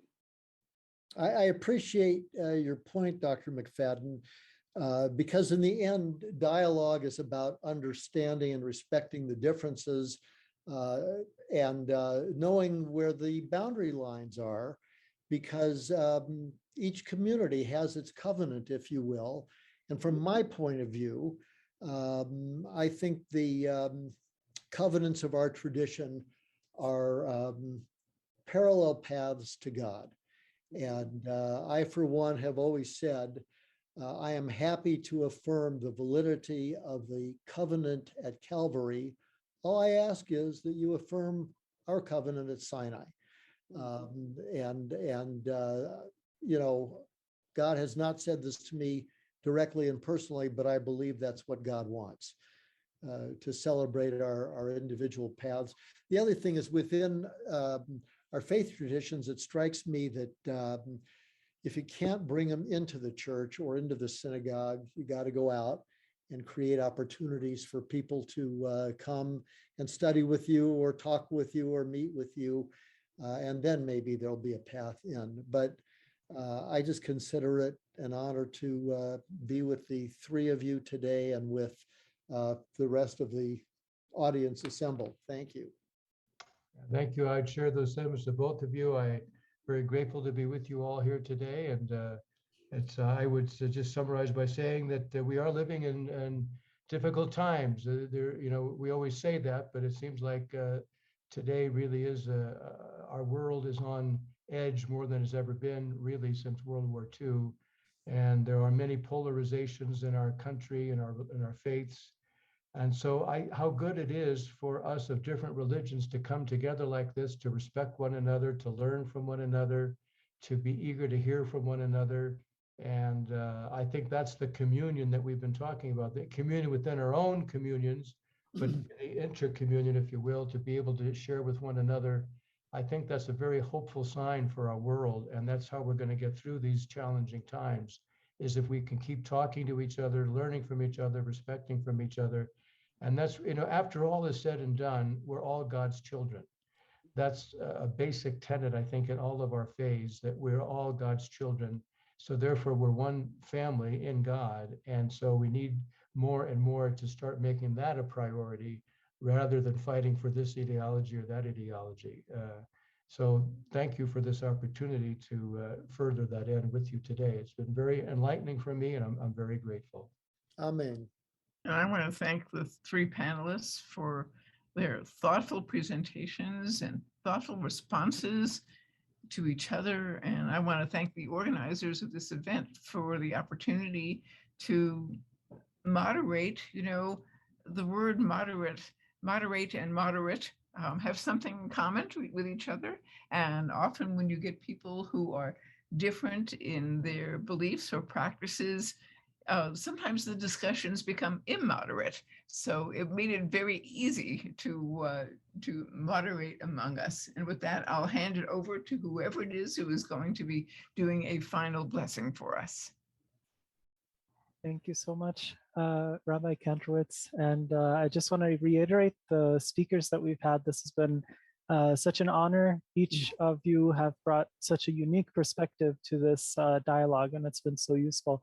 I'd like to invite at this time the board members who would like to do so to turn on their cameras so we can recognize them for putting this event together. They've worked very hard on making sure that this event goes smoothly. And for everybody, if interfaith events like this one interest you, we have, in addition to these yearly colloquia, monthly interfaith dialogue events in which we learn from various faiths, which have been held on Zoom for COVID, the third Thursday of each month at 7 p.m. Some of our upcoming events in June, we'll have Dr. Sangari, who will introduce us to Sikhism. We have an imam scheduled for July, and our board member, Sarah Rahman, has organized a Women of the Cloth event, in which Albuquerque is, one of the great things about Albuquerque is so many people in faith, in higher positions of faith leaders are women. So we're holding this event so that they can talk about what it means to be a woman and a faith leader. Which should be interested. So be sure to go on our website, nminterfaithdialogue.org, and at the very bottom, there's a mailing list you can join to keep up with these events. Again, thank you so much for everybody, and I'll have our treasurer, Pam Fraser-Walters, with our closing prayer. If you would take us away, Pam. Okay, thank you very much. I have two prayers. One is very, very brief, in keeping with what has been made clear, that we can recognize each other as family. Of course, we all know we are children of God. One of the religious faith traditions not here fully, but in part certainly with our present Sufism, from Rabia. In my soul, there is a temple, a shrine, a mosque, a church where I kneel. And picking up on that, I would like to use a prayer from Women of the Cloth. Merciful God, bless us with your healing grace. Heal those who are sick. Bring courage to those who are afraid. Comfort to those who are mourning. Strength to those caring for others. Wisdom for those making decisions. Insight for those looking for a cure. Let us emerge from this trial secure in our hope and faith. Amen. Thank you so much, Pam, for those wonderful prayers. We'll try to have a recording of this event online. So again, look for our website, nminterfaithdialogue.org, to stay up to date on that. And again, thank you all for participating. It's been an absolute pleasure learning from you all. Thank you. An honor.